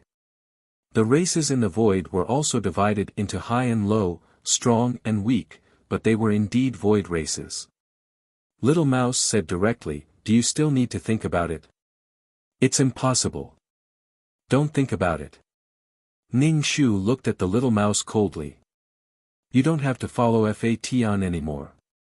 Go back and look after Li Wen. I was the one who got this wooden plaque. Don't forget that you benefited from me." She had sold her body for this toy, not for the little mouse to mock and ridicule her. Ning Shu retorted sarcastically, "You're also a void creature, and you're so awesome. Why can't you enter the Holy Land?" Little mouse, it immediately stopped talking and stood on Fa Tian's shoulder. It stood upright and grabbed Fa Tian's ear, afraid that Ning Shu would drag it back. She was also afraid that Fa Tian would really not bring her along. Ning Shu dissed the little mouse and asked, "Is there a rule that only void creatures are accepted?" Fa Tian tilted his head and said, "There's no rule, but everyone inside is a void creature. Even void creatures despise each other, not to mention how many levels there are between Ning Shu and the void creatures. Do you want to go and ask? Who knows, maybe there's education without discrimination," Fa Tian said. Fa Tian brought Ning Shu to the entrance of the nursery. Looking at the dilapidated nursery, he said, "It's quite antique." Fa Tian, that I don't believe you. Is antique like this? There was a very old man at the entrance. Fa Tian shouted at him, "Old man, my friend wants to enter the nursery. Can she?" Ning Shu dug his ears. Fa Tian was screaming at the top of his lungs. The old man looked at Ning Shu and squinted his eyes. After a long time, he saw clearly and waved his hand. "No, she's already so big. She's not a cub." Ning Shu had thought of many reasons, but he never thought that it would be such a rejection. "She's not a cub anymore." "No, I'm still a baby." Ning Shu felt that the time he had lived was probably not as long as some cubs. After all, compared to the long lifespan of void creatures, the lifespan of humans was too long. The lifespan of humans was too short. Naturally, their growth cycle was short. Pigs were fattened in a year, and their lifespan was only a few years. Fa Tian looked at Ning Shu regretfully. "Looks like there's no way." Ning Shu said, "I didn't have much hope. There was no loss in just asking. It was a surprise to be able to enter, but it was normal to not be able to enter. Even if she entered the nursery, she would probably face all kinds of strange gazes, as if they were looking at a pig. Besides, she still had work to do. Missions, picking up fragments, collecting supplies. The organization would not agree to let her come here. Ning Shu was not disappointed at all. He smelled the fragrance on his body, but it was a pity that he did not get to eat the meat. It was snow white and so fragrant. What kind of meat was it? He originally thought that the void creatures did not have a strong appetite for food. He thought that they would eat raw meat and drink blood. In the end, the food they made was still so fragrant. He wanted to eat. Ning Shu walked around the sacred land. The sacred land was not very big, and was very simple and primitive. Ning Shu stood at the exit and said to Fa Tian, "I'm going back. You stay in the nursery and don't go back." Ning Shu knew that Fa Tian had deliberately run back. Maybe he was worried about her, or maybe he did not like the nursery. However, Ning Shu still left Fa Tian here first. It would be good for him to gain more experience. Fa Tian waved his hand expressionlessly. Ning Shu pointed at the little mouse, "You better behave. If you cause any trouble and cause trouble for Fa Tian, don't think about coming to the sacred land again." The little mouse made an "oh" sound. After all, it was a person with no identity. If it had a wooden token, it would not have been this woman's turn to threaten it. Ning Shu waved his hand at Fa Tian, "Go back to the nursery. Don't send me off. Good luck." Fa Tian said, "When we go back, I will teach you what I learned in the nursery." Ning Shu smiled, "Okay, I'll be waiting, teacher Fa Tian." After leaving the sacred land, it was a little far from the previously marked spatial node. It seemed that the sacred land moved very quickly. Ning Shu first returned to the marked location, then followed the path and returned to the location of the Sea of Law. When he passed by the Sea of Law, Ning Shu glanced at the Sea of Law. He did not know if it was an illusion, but Ning Shu felt that the sea of law seemed to be a lot clearer. After pausing for a moment, he walked over to take a look. It was indeed a lot clearer. He reached out his hand and scooped up a handful of water. It was pitch black before, but now it could only be said that it was a little black. It was a lot clearer than before. This purification ability was not bad. A flower koi jumped up. No, it was not a flower koi. It had turned into a black fish. Its entire body was pitch black, as if it was covered in layers of ink. This was sucking the dirty things into its body. How was this possible? The purification effect of the pear fruit race was slow. It was probably because it had to make the dirty things disappear for no reason. However, when the dirty things were transferred, the effect was very good. To view the new chapter of Zui, please go to mobile address. Chapter 3768. Speaking of which, it was in line with the conservation of energy. The koi absorbed the dirty things inside, but the things did not decrease. Instead, they went to the koi, and the effect was immediate. He did not know what kind of reward the organization gave the 3 koi that made them make such a sacrifice. After all, this kind of dirty thing was definitely harmful. Ning Shu looked at the sea of law for a while before returning to the system space. All kinds of methods were used to make the situation in the sea of law better. Back in the system space, Dan Qing said, "You're back." Ning Shu asked calmly, "Are you going to pick up fragments again?" Dan Qing said, "No, the number of missions increased again. Your backlog of missions has increased again. There are many planes with problems, and the number of missions is increasing rapidly. So, I still have to find time to do them." Dan Qing basically did not interfere with Ning Shu's matters. Other than reminding him, he could not do anything else. Besides, even if he had an opinion, he would not care about him. So Dan Qing usually did not provoke others. Ning Shu said, "Then I'll go and do the missions." He wanted to finish the work as soon as possible so that he could learn and comprehend the sacred patterns. There was no end to learning. Dan Qing exhaled. "Okay then, start doing missions. I think you can do a few more missions in a row. Once you don't do missions and have free time, you have to deal with the star stones and the like." Anyway, there was no time for him to be free, so he might as well do a few more missions. Ning Shu exchanged for some fasting pills and said, "Enter the world." Dan Qing did not say anything and sent Ning Shu into the world. When Ning Shu woke up, his head was buried in his arms and he was sleeping on the side. The tip of his nose was surrounded by disinfectant and the sour smell of sweat. The sour smell of sweat on his clothes. Ning Shu raised his head. His neck was cracking. His head was dizzy and he was very tired. Ning Shu looked at the person on the bed. It was a man who was not very old. He looked like he was in his 60s. His face was thin, but his face was a little swollen. His skin looked watery and his face was yellow. Ning Shu wanted to lie down and pretend to be asleep as he accepted the plot, but his neck was really uncomfortable. He went into the bathroom, closed the door, and began to accept the plot. The client was an ordinary woman named Chen Li Hong. She was already married and her child was already over 10 years old. He was about to enter junior high school. The client, Chen Li Hong, was also a diligent person. When she married her husband, she and her husband ran a small restaurant together. Slowly, they struggled to become a relatively famous hot pot restaurant. The business was very good, and they could make a lot of money.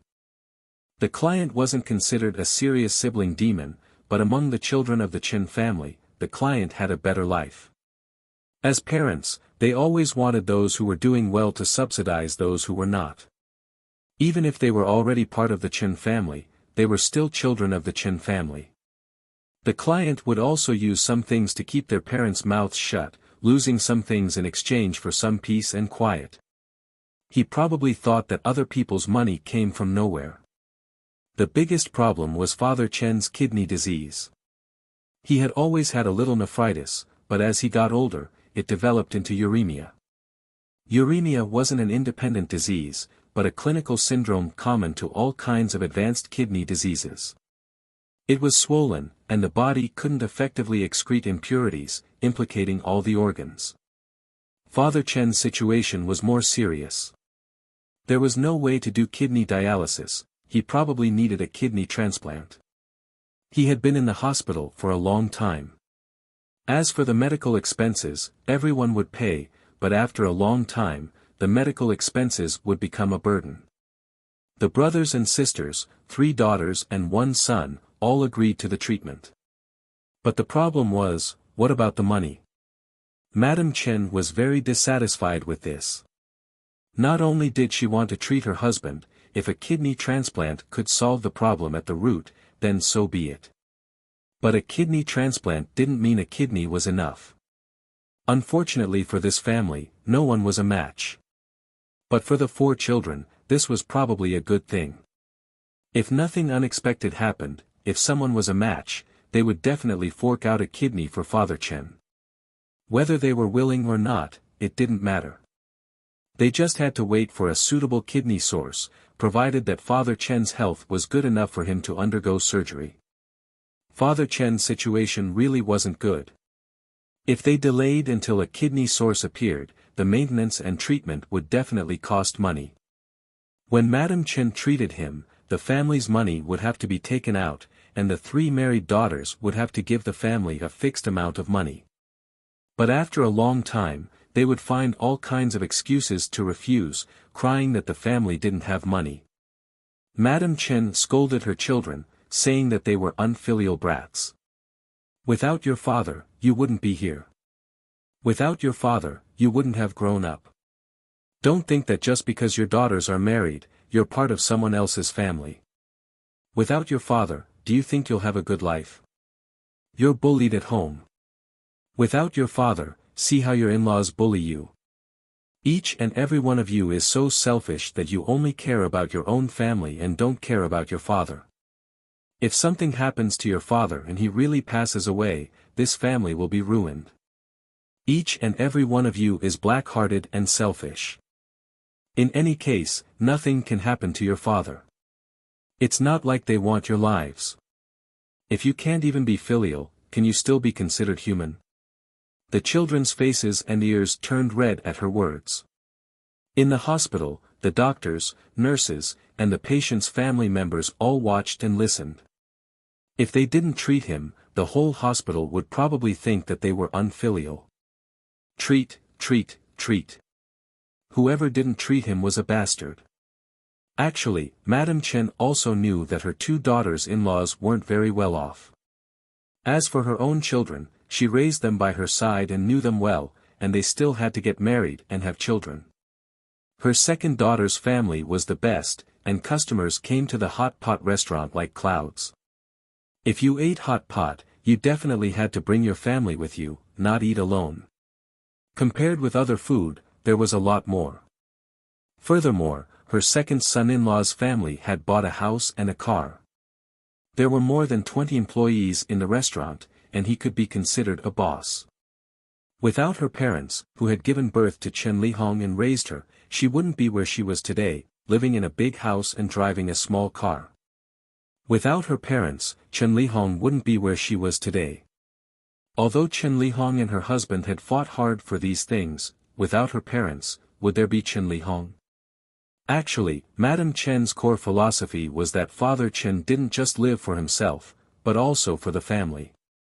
For the children, and for the youngest son, who hadn't even started a family yet. If the married daughters didn't have support from their in-laws, they would definitely be bullied.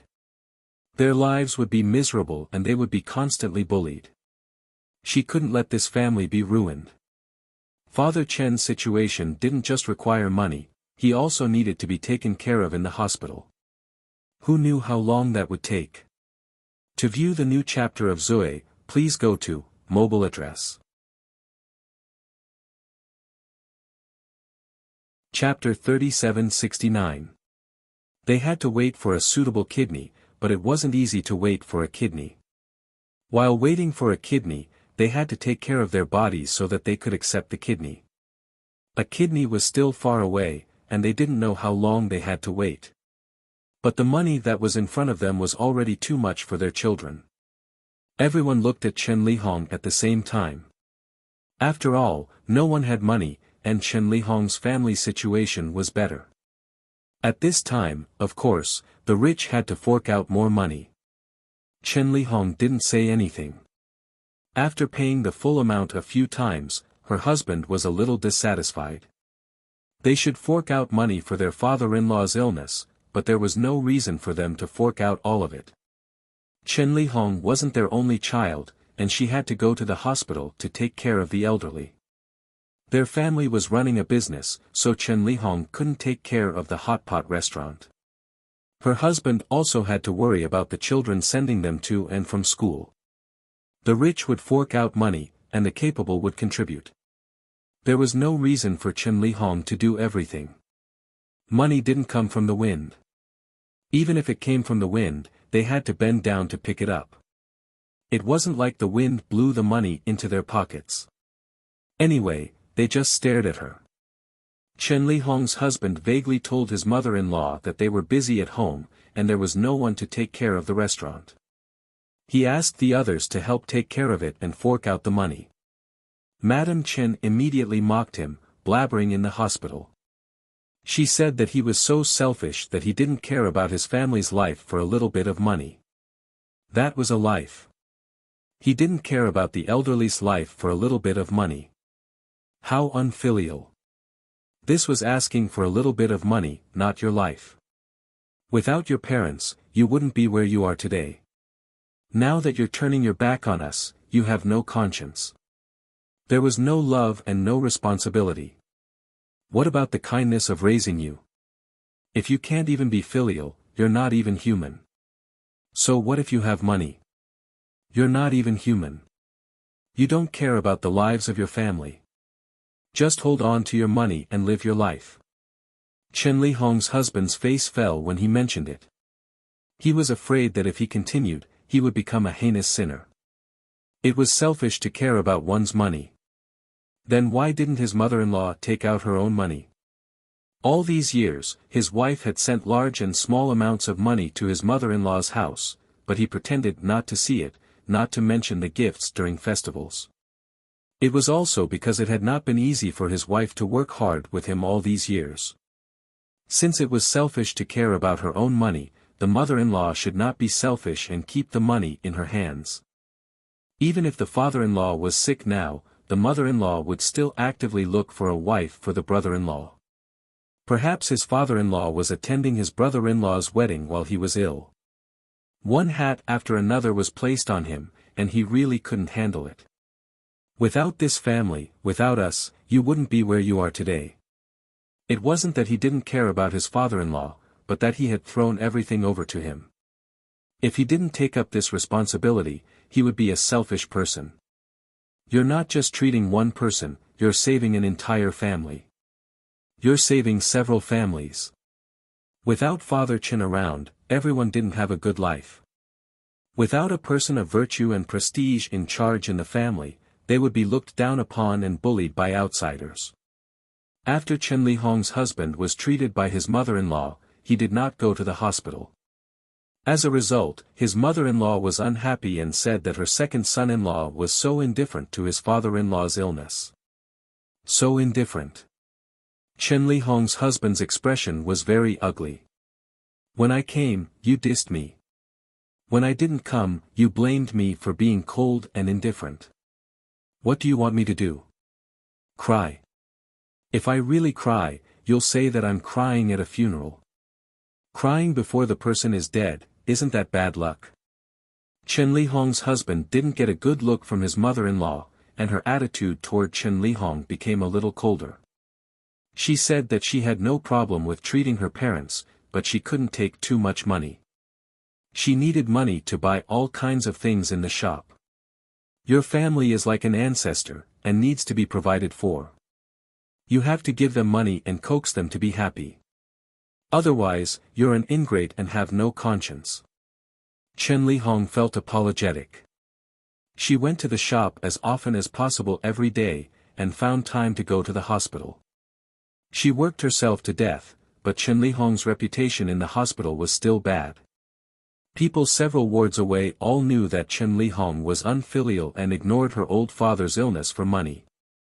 Family 1, that family's daughter is too unfilial.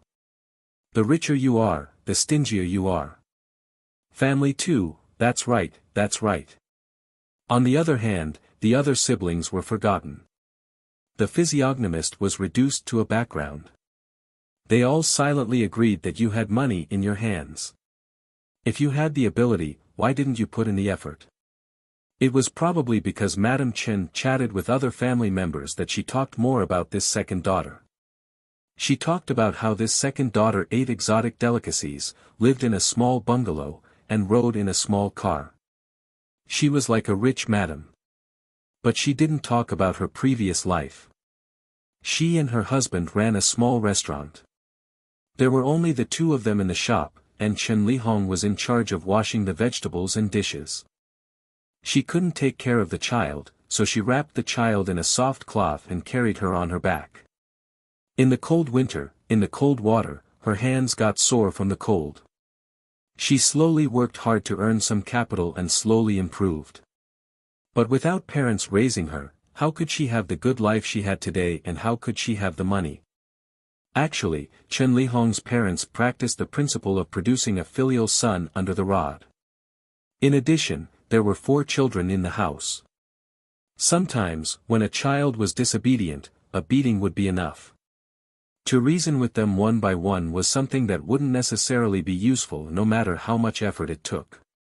Beating them was actually for their own good. If they hadn't been taken advantage of from a young age, they would have been able to build up such a business when they grew up. These were all small matters. In the end, it all boiled over when a kidney was found. Although there were all kinds of bumps and bruises, Father Chen's condition didn't worsen.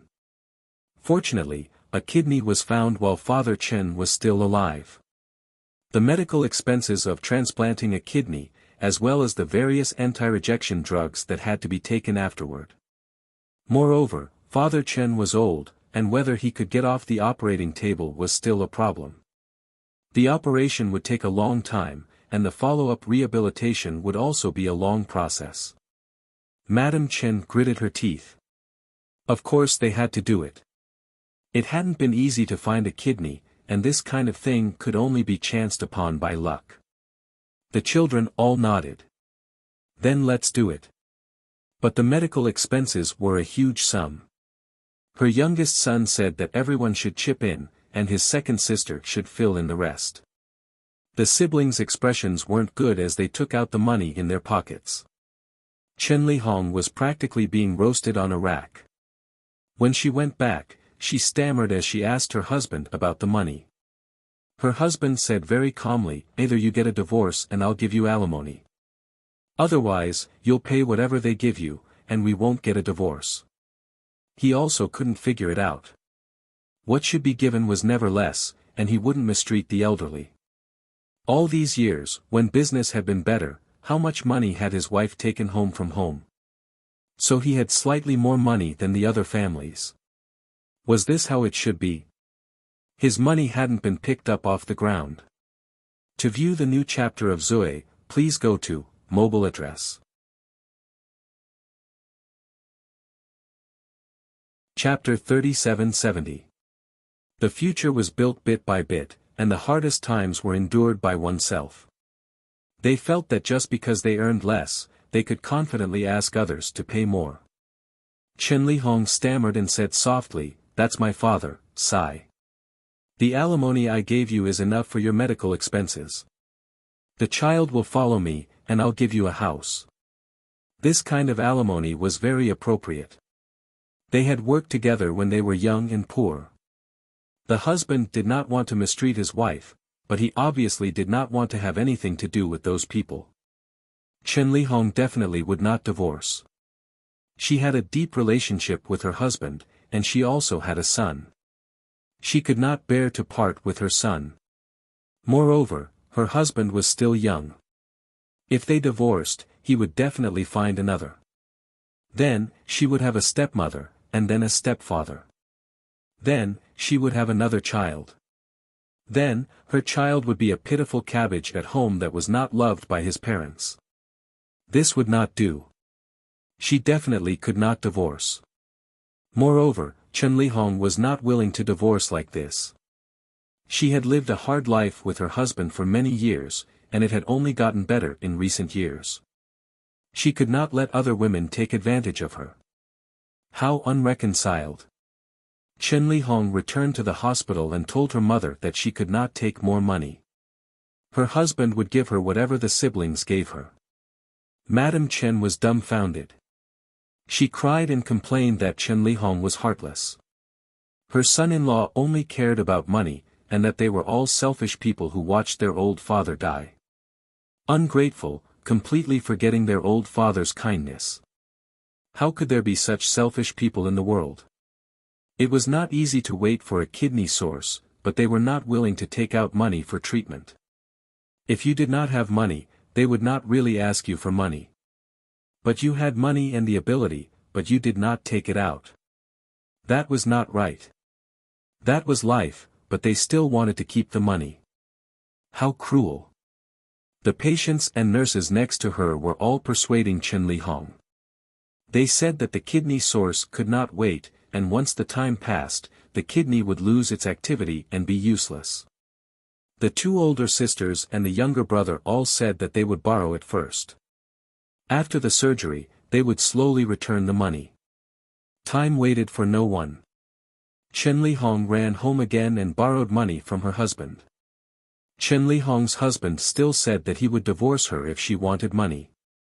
Chen Lihong asked. "Can't I borrow money? It's not like I won't return it." Chen Lihong's husband smiled. If he lent it out, he wouldn't be able to get it back. This matter wasn't just about the operation. After that, there would be all kinds of miscellaneous matters. Furthermore, the money that he had taken out would be gone, and the others would not remember to return it. He would treat it as a good thing. He would suffer a loss to fulfill everyone's wishes. Chen Lihong's husband said, "You have to understand that this is my money. I can't take it out just because someone said a few words. It's not that I don't care about my father-in-law. It's not a problem to fork out more money. Other people can fork out 10 or 20,000, but I have to fork out a few 100,000. Our family has been buying houses and cars all these years. Do you think that if we fork out a few 100,000, our shop won't continue operating?" Chen Lihong ran from both ends and ended up with bumps all over her face. The people around her were still saying that she was unfilial and looked at her as if she was a sinner. If the operation was not successful, she would become the executioner who killed her father. The whole family hated her. Madame Chen personally went to find her son-in-law. Her son-in-law still said that if they divorced, the money would be in place. If not, it wouldn't matter if he had a few thousand more than the other daughters. But if it was a few 100,000, sorry, she couldn't fork out. Madame Chen scolded her son-in-law for being greedy. If he could fork out the money for the divorce, why couldn't he fork out the money for the divorce? Madame Chen clenched her teeth and told her daughter to divorce. Chen Lihong was stunned.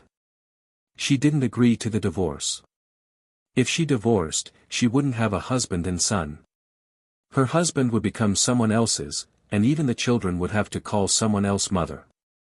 Moreover, once that woman came over, she would be able to live a good life.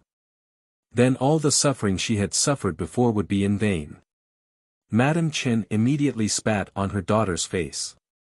"Your father is waiting for money to save his life, but you only think about yourself. At this time, you have to suffer a little. How can that compare to a life?"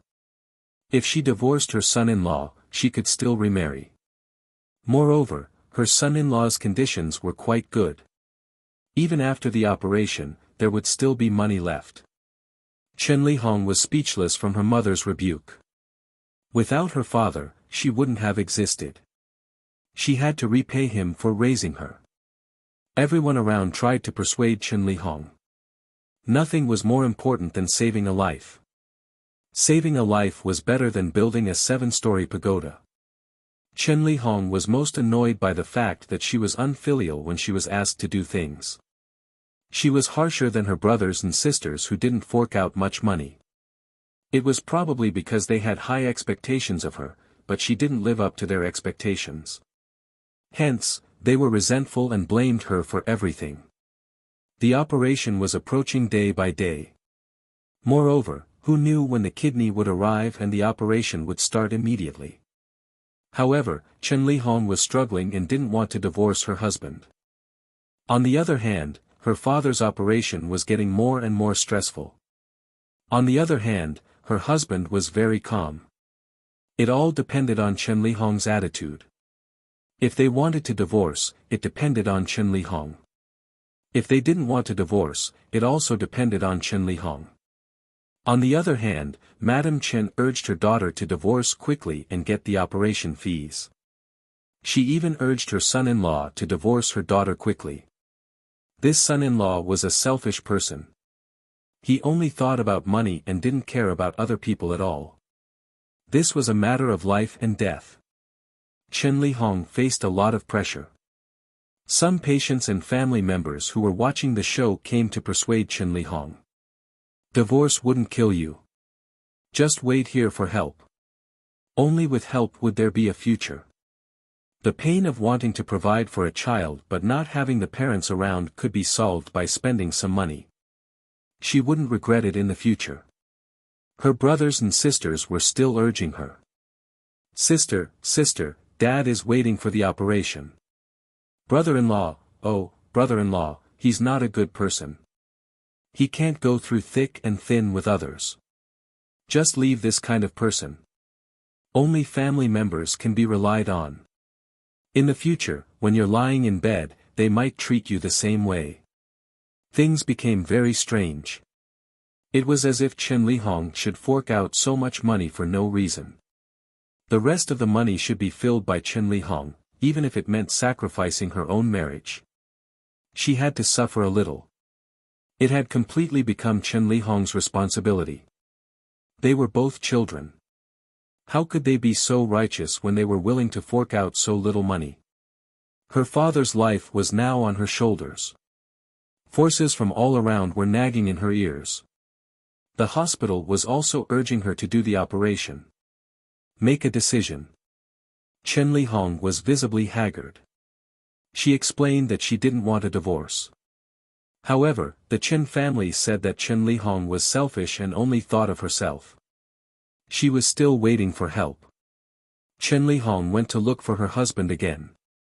She asked her husband not to divorce her on account of their many years of relationship. Chapter 3771. Her husband's heart ached for Chen Lihong. He said he was willing to pay 120,000 to 30,000 yuan. Chen Lihong's eyes were red. She thanked her husband profusely, but her husband shook his head. He looked at Chen Lihong and heaved a sigh of relief. He said unhappily, "It's not that simple. Let's not talk about whether your mother and other siblings are willing to pay. To be frank, you have a father and a mother. This time, it's your father's problem. Next time, it'll be your mother. Another divorce." Chen Lihong grinned and said reluctantly, "No." Her husband shook his head. "She told you about love and responsibility, but they don't have any. If your parents loved you, how could they bear to force you like this? If they wanted to talk about love, then talk about love. If they wanted to talk about responsibility, then don't talk about love. Responsibility, everyone should shoulder it together. Wasn't it good to be harmonious?" Chen Lihong returned to the hospital and told Madame Chen that her husband was willing to pay 100,000 yuan and wouldn't divorce her. This could be said to be a happy thing. But Madame Chen said that they didn't have much money and couldn't afford such a huge medical bill. So, things still came back to the original point. The other things you did weren't enough to save your father's life. If you didn't do this, everything else you did would be forgotten. If you didn't do something eye-catching, then everything else would be trivial. How much did you pay for the medical bills? Chen Lihong was under a lot of pressure from the people around her. All kinds of rumors and slanders came at her. Heartless and unscrupulous words like ungrateful wretch were more pleasant to hear. They looked at her like she was trash. Even her siblings started to blame Chen Lihong. If her father didn't receive treatment, it would be Chen Lihong's responsibility. Chen Lihong's reputation was growing day by day. Even the hospital guards had probably heard of the name Chen Lihong. Chen Lihong's reputation was ruined. She became a sinner for no reason. In the midst of her depression, Chen Lihong suddenly had an unprecedented thought, or perhaps it was a desire for revenge. Or perhaps it was a dead end. Chen Lihong jumped down from the highest floor of the hospital. Her body fell into two with a bang. Chen Lihong's death meant that the Chen family and her husband had nothing to do with the Chen family. The Chen family gave birth to Chen Lihong, but didn't give birth to her husband. This theory couldn't be applied to Chen Lihong's husband. Then he wouldn't be able to get the money, his father's life wouldn't be saved, and now his daughter was dead. It was an act of mutual destruction. The surviving members of the Chen family were also dumbfounded. Whether it was coercion, bribery, or kindness, the ultimate goal was to make Chen Lihong take out money to save people. In the end, he had lost all his money. He couldn't save her, and his daughter had even jumped off a building to her death. The loss was too great. Perhaps when Chen Lihong died, her heart was carefree, but it could be said that she was full of resentment and depression. Ning Shu twisted his neck. It was very uncomfortable to sleep on his stomach. His neck was uncomfortable, and his head was dizzy. Taking care of patients in the hospital was very tiring. Ning Shu brushed his teeth and washed his face, preparing to take a shower and rest. When he came out of the bathroom, the eldest sister, Chen Fengying, came over. When she saw Ning Shu, she said, "Second sister, help me look after him again today. The child at home is making a lot of noise. He caught a cold last night." Ning Shu said expressionlessly, "My child is also making a lot of noise. I took care of him the whole night. I'm exhausted. Everyone, can you feel sorry for me?" Chen Fengying's expression was embarrassed. "Then I'll find third sister and ask her to replace me." Ning Shu didn't care who she found to replace her. In any case, she had to go back and rest. Right now, Madame Chen was probably worried about her son's marriage. In any case, the hospital was already half of Father Chen's home. Ning Shu took his bag and left the hospital, returning home. This apartment was very big.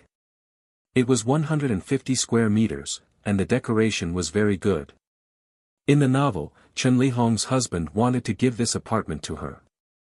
Speaking of which, her husband was really good to her. He even gave her hundreds of thousands in medical expenses. In total, he gave her a few million in alimony. However, the hot pot restaurant that laid the golden eggs was in the hands of Chen Lihong's husband. Chen Lihong's husband was a smart man. Ning Shu took a shower to wash away the smell on his body. After drying his hair, he lay on the bed and fell into a deep sleep. As for what happened next, he would talk about it after he had enough sleep. His mind wasn't clear now. This was nothing more than a story of moral and emotional kidnapping. However, this kind of thing made people helpless. After waking up, Ning Shu went to the hot pot restaurant to help. Although the hot pot restaurant was open all day, business was better at night. However, all kinds of preparations were needed during the day, such as stir-frying. The restaurant had 2 floors and was very big. Ning Shu entered the kitchen and the spicy smell rushed to his nose. Ning Shu covered his nose and sneezed. He put on an apron. Chen Lihong's husband, Wen Kongsheng, was stir-frying. The big pot was full of chili spices. Wen Kongsheng glanced at Ning Shu and didn't say anything. He focused on stir-frying. Ning Shu was busy making all kinds of dipping sauces. After he was done, Wen Kongsheng asked Ning Shu, "How's Dad?" "Ning Shu, it's stable. He's okay." Wen Kongsheng just nodded. After a while, he said, "You still have to go to the hospital at night. The restaurant is quite busy." At this moment, Wen Kongsheng already had an opinion. Ning Shu said, "I won't go for now. I'll help out in the restaurant." Wen Kongsheng asked, "Where's your dad? Your children all want to go. If you don't go, they will have an opinion." Ning Shu said coldly, "Hire a caretaker." Wen Kongsheng didn't have an opinion. After that, Ning Shu told Madam Chen that he wouldn't be going to the hospital. Madam Chen was furious. "That's your dad. Your dad is sick and you don't want to go to the hospital to accompany him." Ning Shu said, "I want to help out in the restaurant. It's too busy. Wen Kongsheng is so tired that he's sick." Madam Chen said, "Then hire another caretaker. Such a big restaurant can't afford to hire another caretaker." Ning Shu, "Then what's the difference in hiring a caretaker? There are some recipes that Wen Kongsheng and I have to make together. We can't let others do it. Wen Kongsheng and I are so tired. Dad needs money to see the doctor. It's not easy for Wen Kongsheng and me to earn some money. I can help out in the hospital and earn more money by accompanying him." Madam Chen was still unhappy. "That's your dad. How can an outsider take care of him as well as a family member?" Ning Shu nodded. "That's fine too. Then we won't hire a caretaker. Big sister, and little brother will have to suffer a little. I want to earn more money for Dad's medical fees. They're not paying much, so they'll have to put in more effort." He was so annoyed by this kind of people. They felt that it was inhumane to give them money, and then they used their emotions to ask for money. He had already given them full medical fees a few times. No matter what, he had to let his brothers and sisters put in more effort. They would take turns to accompany him in the hospital. To watch the new chapter of Zoe, please go to mobile address. Chapter 3772. Without waiting for Madam Chen to speak, Ning Shu directly said timidly in the ward, "Mom, we're under a lot of financial pressure right now. We can't make much money even if we're busy all day. We have to pay the workers' salaries, utilities, groceries, and all sorts of other things. We also have a mortgage now, so we're under a lot of pressure. Mom, when Kongsheng is balding, he looks so old. Mom, if you care a little about me and love me a little, can't you understand me a little? I have to work in the hospital and in the shop at the same time. Even if I was made of iron, I wouldn't be able to take it." The client might be like that because in other people's eyes, their lives were too good, and they felt that their money came as easily as if it was blown by the wind. It was easy to make money, making others feel that it was very easy to take money from her. Ning Shu called the siblings to the hospital, and they asked anxiously, "Is there something wrong with Dad?" Ning Shu said, "It's nothing, I just called you here to accompany him in bed. I won't be accompanying him in the future. You can make the arrangements." The youngest brother, Chen Jun, asked directly, "Sister, why won't you accompany him in bed? Didn't everyone agree?" Ning Shu said coldly, "The shop is busy, I have to deal with the shop." The eldest sister, Chen Fengying, said, "Second sister, everyone has their own things to do. This is our dad, how can you not accompany him in bed?" Ning Shu said, "All right then, we'll all pay the same amount for the medical expenses in the future, and I'll accompany you in bed." In the plot, it seemed that the client had paid too much to treat Father Chen's illness and had to sacrifice their marriage. For the other siblings, it wasn't a big deal. Ning Shu's face was full of sorrow. "This is our dad, our family. How can you not pay? You're really unfilial." The people in the next bed and ward came over to watch the show. When the three siblings heard Ning Shu say that they would share the medical expenses, their expressions didn't look too good. The younger brother, Chen Jun, said, "Sister, we don't have as much money as you do." Ning Shu was about to cry. "Brother, you only see the thief eating the meat, but you don't see the thief getting beaten up. Our family still owes the bank money for our monthly mortgage, but for father's illness, we're trying our best to squeeze out money. Jingle, jingle, jingle, jingle, jingle. It's so that our father can get the best treatment, but you're not willing to pay for it, and you're not willing to accompany him in bed. Why is our father's life so hard to meet unfilial descendants like you? Come on, let's all be unfilial descendants.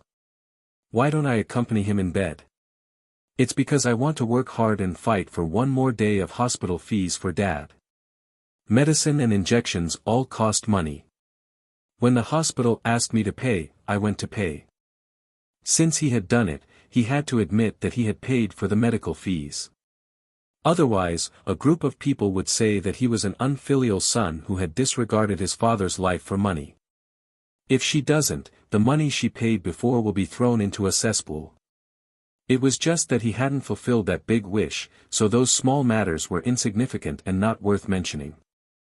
This big mistake was enough to cover up these small things. People didn't care what you were thinking. They would only say what they thought was right, and they liked to stand on the side of justice and attack evil. They were like shining heroes who did a lot to purge the world of evil. Even when Chen Lihong committed suicide in the end, no one thought that she had anything to do with her death. It had nothing to do with her. Ning Shu wiped her eyes with the back of her hand, looking like she was crying. She looked pitiful. "Mom, Dad can't stop taking his medicine. He has to stop taking it if he doesn't have money. If he takes care of this side, he won't be able to take care of the other side. Mom, what do you think I should do? I still have to pay the mortgage this month." A family member who was watching the show from the side said while munching on melon seeds, "Auntie, your daughter is filial. It's not easy. How many children do you have in your family? It's not a big deal for each of you to spend a day." That's right. What patients need the most is money. The hospital is a money-burning furnace. Our family spent a lot of money just to have an appendix removed. People admired the strong and pitied the weak. In the plot, father and mother Chen were pitiful. She was the strong one, and even if they had money, they wouldn't treat their father's illness. But now, they had to turn the situation around. They were as pitiful as they could be. Even if they didn't have money, they had to squeeze out money to treat the patient, not act like a fool with a lot of money. It was so important to keep a low profile. Everyone was involved to be filial to their old father. If you had to bear all the responsibility, others would naturally have an easier time. If you had to bear the responsibility, you had to bear the responsibility. Ning Shu felt that sometimes he was like Chen Lihong. He wasn't talking about Chen Lihong, but the majority of people. Hearing that Ning Shu wasn't willing to pay most of the medical bills, the three siblings panicked a little. Their old father's daily hospital bills, for drips, medicine, and doctors and nurses' care all cost money. If they didn't have money, their father would be kicked out of the hospital. The hospital was a place to save the dying and heal the injured, not a charity. Third sister Chen Aimei immediately said, "Second sister, don't worry and work with brother-in-law. We'll definitely be able to handle everything here in a day. If you're busy at the hot pot restaurant, you can give us a call and we'll come over to help."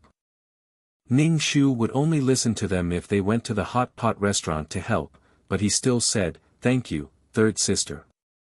As long as our father gets through this, everyone will be fine. We'll have to work hard for a while." The three of them weren't comforted by Ning Shu. Their expressions weren't good. They probably couldn't see any hope, and didn't know how long these days would last. When would they get a kidney? Moreover, a kidney transplant would cost a lot of money. Obviously, Ning Shu's heart-wrenching topic was not over yet. She said, "From now on, we have to start collecting money. Who knows when the kidney source will arrive? It's the saddest thing to have no money when you have the kidney source. The three of them looked even more depressed. Money, money. Everything was a matter of money. Illnesses that could be treated had no money, while those that couldn't be treated had money. This was the most despairing thing. Madame Chen immediately said, "Yes, we have to collect money." As she spoke, her gaze fell on Ning Shu. The other siblings also looked at Ning Shu. Ning Shu immediately counted on his fingers, as if he didn't see the expectant gazes of his mother and siblings. He muttered to himself, "My family has a mortgage, but I don't have the property certificate. I can't even sell it. Originally, I had a mortgage, but I can't get a bank loan. If I sell the hot pot restaurant, even with the surgery, my father will need a lot of money to recover. Without the hot pot restaurant, where would I get the money?" The surrounding people heard Ning Shu talk about his family's wealth. Madame Chen's expression didn't look good, especially when she heard the whispers of the people around her. To view the new chapter of Zoe, please go to mobile address.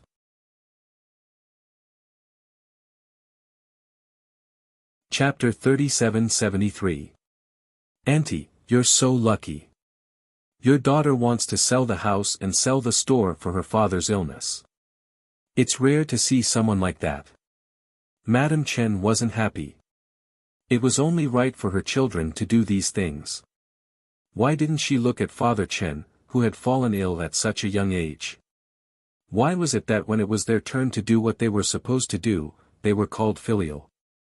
Wasn't this what they were supposed to do? Ning Shu was thinking about how to raise the money when he suddenly remembered something. He said to his eldest sister, Chen Fengying, "Sis, the company brother-in-law worked for last year accepted a big renovation project for a commercial building. Brother-in-law should get a lot of bonus. I heard it was brother-in-law who got it. With so much envy, the company must give a lot of bonus." Chen Fengying said embarrassedly, "Your brother-in-law is just an employee. How much can he make?" "Ning Shu, how can that be? Brother-in-law should at least get a lot of bonus. That's the highest and most luxurious commercial building in this area." Madame Chen looked at Chen Fengying. Chen Fengying sighed and said bitterly, "My husband is just a miserable employee. He doesn't have any money at all. Even if there's money, it's the boss who gets it. How can he get it?" Ning Shu nodded in agreement. "That's right. Earning money is as hard as eating shit. My husband stays in the kitchen all day. There's a lot of smoke and fumes. His hair is all gone. He looks so old. My heart aches for him. Sis, brother-in-law's supermarket store is doing well. Although everyone is used to shopping online, convenience stores still make a lot of money. You can't buy a bottle of water online." The third sister, Chen Aimei, sighed. "There's no business. Everything we buy has an expiration date. Once the expiration date is over, no one will want it." Ning Shu nodded in agreement. "That's right. It's the same for us in the food and beverage business. If we don't clean up, the health bureau will come and inspect the kitchen. If it's not up to standard, we'll have to close down." Ning Shu looked at his little brother, but didn't say anything to him. Instead, he said to Madame Chen, "Mom, you're also forcing little brother to go out and find a job. Little brother works at home. He's a gaming streamer. I've seen little brother's stream. He's quite popular and has quite a few fans.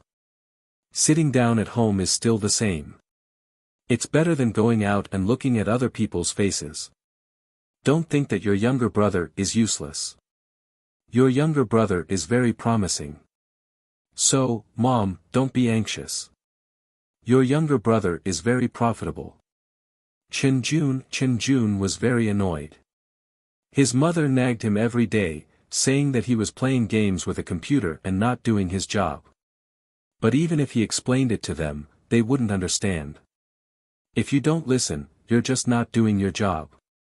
Chen Jun relied on being a streamer. Some streamers were much better than those youngsters who relied on their elders. His second sister was so considerate of him, explaining things for him, and being understood by others was so touching. However, when she said these words in this situation, the meaning became a bit subtle. Madame Chen's gaze swept over her children, and she suddenly said hatefully, "Great, you all pretend to be so difficult in front of me.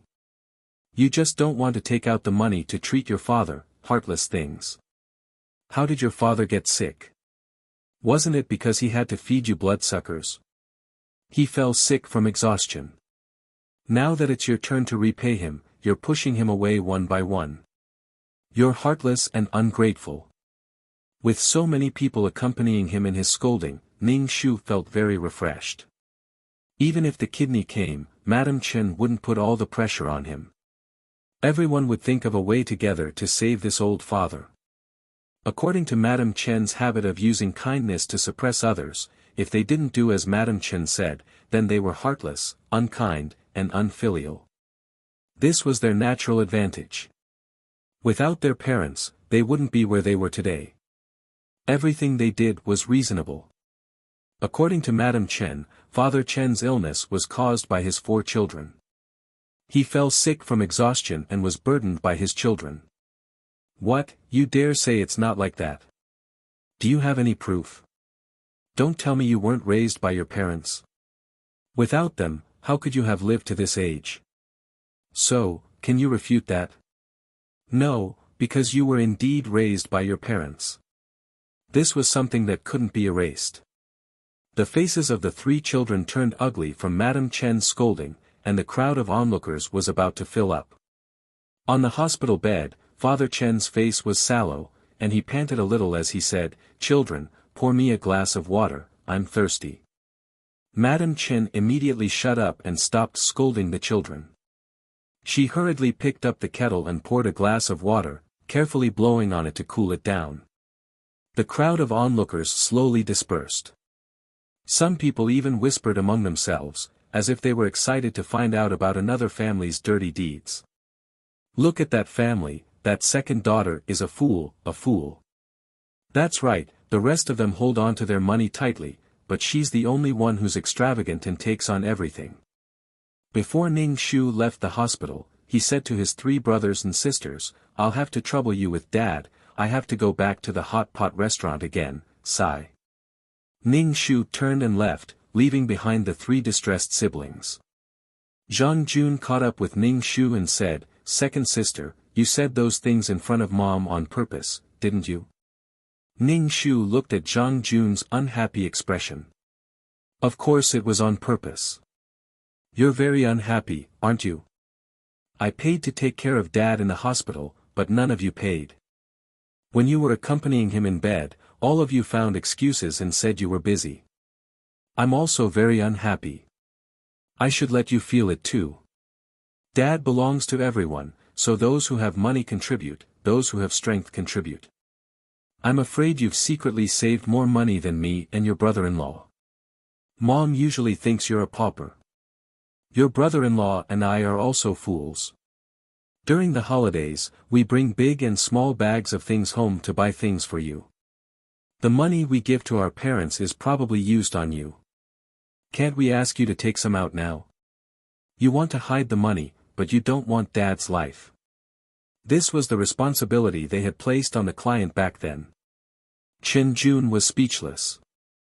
Looking at Ning Shu's unscrupulous manner, he really couldn't do anything to him. Ning Shu said, "Take good care of Dad. Dad's life can only be taken care of by you guys. I said I wanted to hire a caregiver, but Mom said a caregiver wouldn't be as good as a family member, so I won't hire one. We have to be filial to our parents and let them be happy. We definitely won't do anything our parents don't want us to do." Chen Jun, could it be that second sister had paid too much during this period and was unwilling to do so, so she had a problem with them?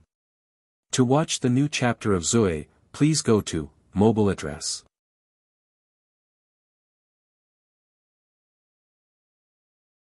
Chapter 3774. Today, second sister had directly exposed them in front of Mother Chen, so Mother Chen knew what was going on. At home, Chen Jun had always been thought of as a jobless vagrant who didn't do proper work. Although Mother Chen nagged, she would still subsidize Chen Jun. He ate at home and actually didn't spend much of his own money. The three sisters all thought that their younger brother was useless, so they would more or less subsidize him a little. But this time, second sister actually brought it up directly. Chen Jun was both shocked and angry. He had wanted to put on a show and say that he could actually earn money and wasn't a jobless vagrant, but now wasn't the time. Father Chen's illness was a bottomless pit. If he honestly took out his money, Chen Jun's savings would definitely be depleted. It wasn't easy to save some money, so his heart ached. Looking at Chen Jun's pained expression, Ning Shu teased, "What, your heart aches? Your money is money. It's easy for me and your brother-in-law to earn money. Our parents love you the most, so don't disappoint them." Chen Jun already didn't want to talk to second sister anymore. She was becoming more and more like Mother Chen, talking about all kinds of things. She wanted you to take out your things, but she had to suppress you emotionally and morally. She wanted you to take out your things, but she still had to bear a bad reputation. She wanted your things, but she still had to disgust you. It was really, really unpleasant. Chen Jun was now very, very unhappy, and he couldn't muster up any energy. He wanted to retort, but there was no way to do so. That kind of sick and disgusting feeling was indescribable. Chen Jun turned and left. Ning Shu smiled. This kind of moral and emotional kidnapping, and being criticized from above, was especially infuriating. The lightning didn't strike him, so he naturally didn't feel any pain. He was the one who opened his mouth to speak, not the one who took out the things in his pocket. His heart didn't ache. When Ning Shu returned to the hot pot restaurant, when Kangsheng asked with concern, "Your mom didn't scold you, did she?" Ning Shu looked at the computer and clicked the mouse. He looked at the online orders and said, "No, she agreed to let the other sisters and brothers take care of Dad. I don't go to the hospital much, but I still have to pay the medical bills." When Kangsheng touched his shiny bald head. "That's your father. Of course he has to pay the medical fees." Ning Shu nodded. "Yeah, I'll probably give you less next time." The reason why Madame Chen always talked about her second daughter was because she felt that her second daughter was living a better life than her other children. Now that she realized that her other children were living quite well, Madame Chen felt like she had been cheated. Next time, he would definitely make sure that his other three children paid more. To say something heartless and unreasonable, Father Chen was now in his 60s. It was hard to say whether or not there would be any accidents during such a major operation. His previous investment was worthless. He had lost everything and money. Moreover, even if he could come down from the operating table, the rejection would require him to take medicine. No one knew how long he could live. He had to try his best to save them, but he had to weigh the pros and cons in his heart. Next, the brothers and sisters would probably feel uncomfortable. They didn't feel anything when others took the money, but when it was their turn, they would definitely feel uncomfortable. When Kangsheng was surprised. His mother-in-law had always treated his family as a sucker, and always wanted to use their family's things or money to give to the other brothers and sisters. The hot pot restaurant's business was pretty good. When Kangsheng could bear with this small amount of money. When Kangsheng drank a mouthful of chrysanthemum wolfberry tea and looked quite happy. Ning Shu looked at the online orders and was also very satisfied. The hot pot restaurant's business was really good. When Kangsheng had the ability to stir-fry ingredients, and the hot pot base he stir-fried was fragrant, spicy, and delicious. The good reputation he had accumulated over the years was in exchange for good business. This restaurant made a lot of money. Ning Shu felt that in the plot, when Kangsheng actually planned to divorce Chen Lihong, but was a little hesitant, so he proposed that plan. He was probably especially dissatisfied with Chen Lihong's original family. Furthermore, the client didn't want a divorce. Even when she jumped down from the building in the end, she was still legally Wen Kangsheng's wife. But after she died, Wen Kangsheng would definitely still look for her. The client was probably at a dead end. She used her own life to drag another person down with her. In the end, she would be the one in a tragedy. Father Chen was already in his 60s, and he had lived for decades more than the client. This was incomparable. Speaking of which, the client's actions hurt the enemy 800 times and hurt herself 1,000 times. Then, when you died, others would just sigh and do what they should do. After a few days, they would forget about you and find new exciting news to chat about. It was useless to use one's own life to punish others. The price was also the greatest. It could not be punished. Next, they had to prepare for the news of a kidney source. The money at the beginning was all small money. The kidney transplant surgery was the big deal. They definitely wouldn't let the plot be like that. They would have to divorce and use alimony for the surgery. They would only have to suffer a little. They could remarry after the divorce. Did they think that Wen Kangsheng was a fool? He took the money after the divorce, and when he didn't need the money, he could remarry. There was nothing better in the world. In any case, Ning Shu felt that if he were Wen Kangsheng, he would definitely ignore his ex-wife after the divorce. The hot pot restaurant was very busy. Even if there were more than 10 to 20 employees, they were still very busy. But this was all money. On the weekend, Ning Shu took the child to the hospital to visit Grandpa Chen. Father Chen's whole body was swollen and his face was sallow, but his condition didn't worsen. He could hold on until the kidney source was found. In the plot, if the four families pooled together the money instead of forcing one person, Father Chen might still be alive. If the client died and the others couldn't come up with the money, what could they do? They could only give up. But during this time, Father Chen, who was lying in bed, didn't say anything and just let things happen. He couldn't say anything.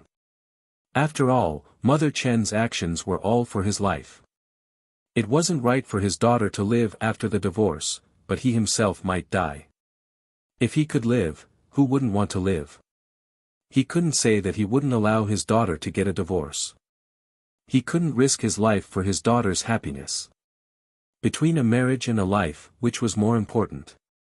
A person's life was more important than anything else. There was a future only if you were alive. If you died, you would really have nothing left. The feeling of lying in a hospital bed and waiting for death was undoubtedly the most despairing and frightening. It was like a countdown to life, drawing closer and closer with each passing second. It was terrifying. Concerned, Ning Shu asked Father Chen how he was, and told him to tell the doctors and nurses if he felt unwell. Then he said, "Don't feel burdened. Don't worry about the medical bills. We brothers and sisters aren't as poor as you think. When the kidney source comes, we'll definitely have enough money. Just wait to enjoy the blessings of your children and grandchildren." To watch the new chapter of Zoe, please go to mobile address.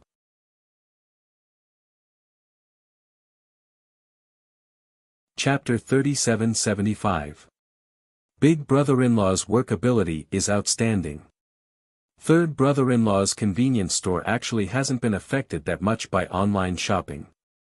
This little brother also makes money from live streaming online. It's fine, don't worry. Even if the medical bills cost hundreds of thousands, 100,000 per family is more than enough. 100,000 for medical bills was Wen Kangsheng's bottom line. Ning Shu set the bottom line here first, then told Father Chen that each family could fork out this much money. Even if it was for his own life, Father Chen would still put pressure on the other three families. Of course, Mother Chen had to do this.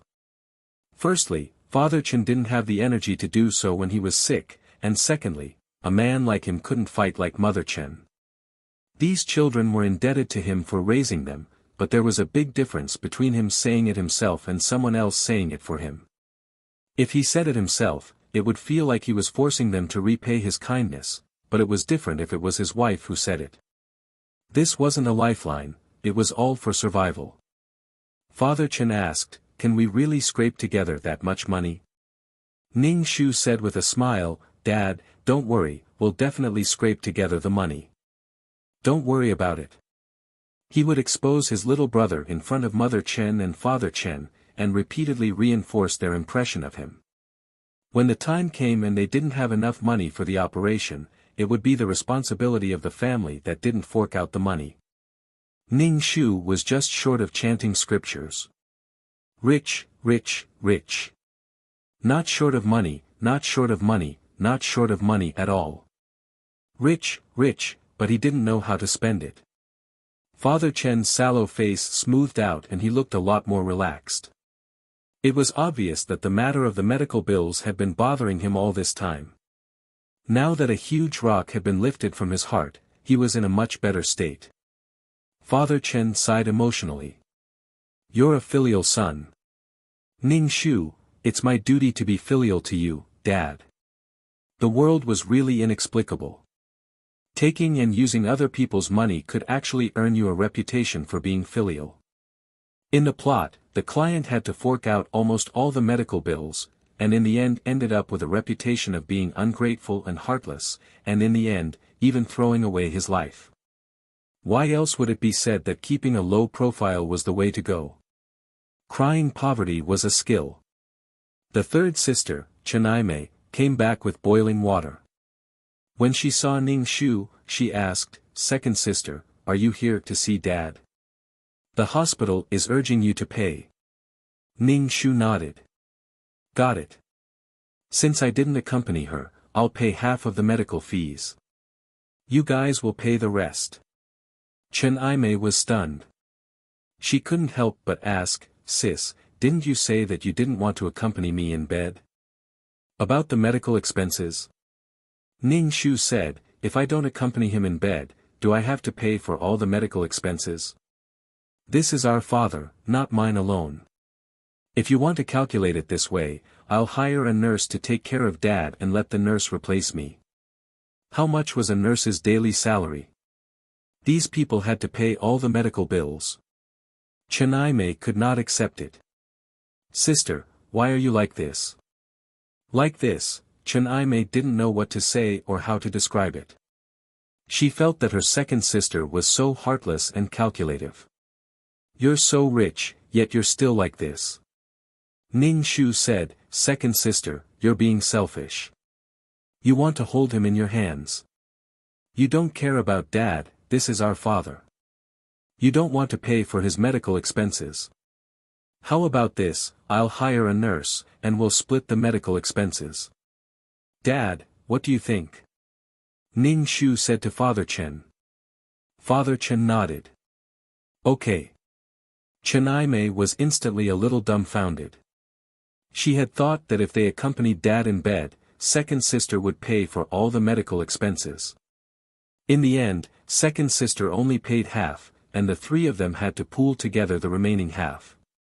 In the blink of an eye, it had become the four of them splitting the medical expenses. If second sister didn't accompany Dad in bed, they had hired a nurse. In the end, Ning Shu had influenced Father Chen a little, and he felt that his 4 children were doing pretty well. Seeing his third daughter unwilling to pay, he felt uncomfortable. Father Chen said to Chen Aimei, "Then let's split the medical expenses. If you don't want to accompany Dad in bed, you can hire a nurse like your second sister." Chen Aimei, she didn't dare say anything else. She was afraid that if she did, not only would they have to pay for the medical expenses, they would also have to hire a nurse. A nurse wasn't cheap. In any case, they had plenty of time, so it was better to save money than hire a nurse. Previously, they had found all sorts of excuses to say that they were busy, but it was nothing more than slacking off. Chen Aimei felt that big sister and little brother would probably blame her. Although they were all fathers, second sister had paid the lion's share of the medical expenses previously, and everyone was used to it. Now that they had to fork out money, it was inevitable that their hearts would ache.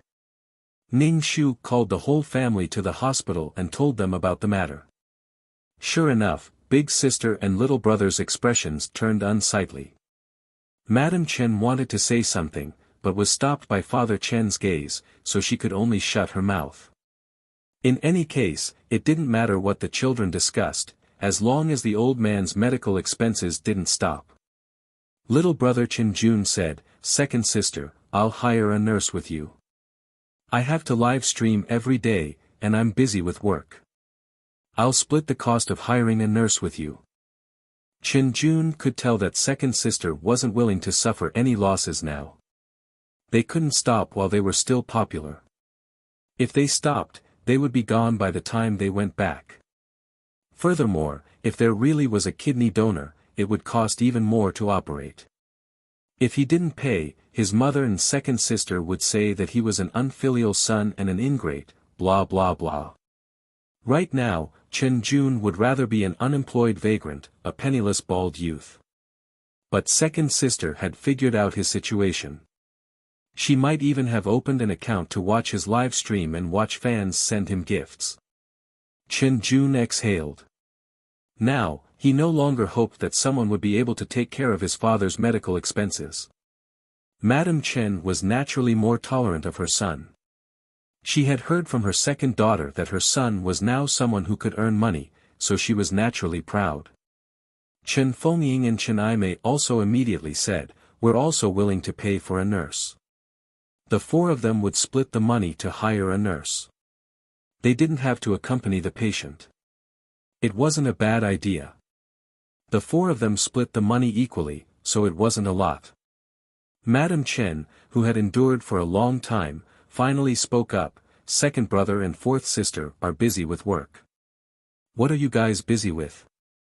You don't even have work, yet you don't accompany the patient." Second brother and fourth sister hiring a nurse is a sign of their sincerity. You guys just want to slack off. The two of you still have to accompany the patient. Madam Chen directly ordered, "You guys are so careless, daring to leave your father to a nurse." Chen Aimei and Chen Fengying's faces darkened. They couldn't help but retort, "We're also paying." The two of them felt wronged. They had also put in effort and money. How could it be like this? They felt like they were being looked down upon. Something wasn't right. You shouldn't be paying. If you have a job and need to go to work, I'll let you hire a nurse too. Do you go to work? Stay at home and take care of the children. If you have nothing to do, go play mahjong. To watch the new chapter of Zoe, please go to mobile address.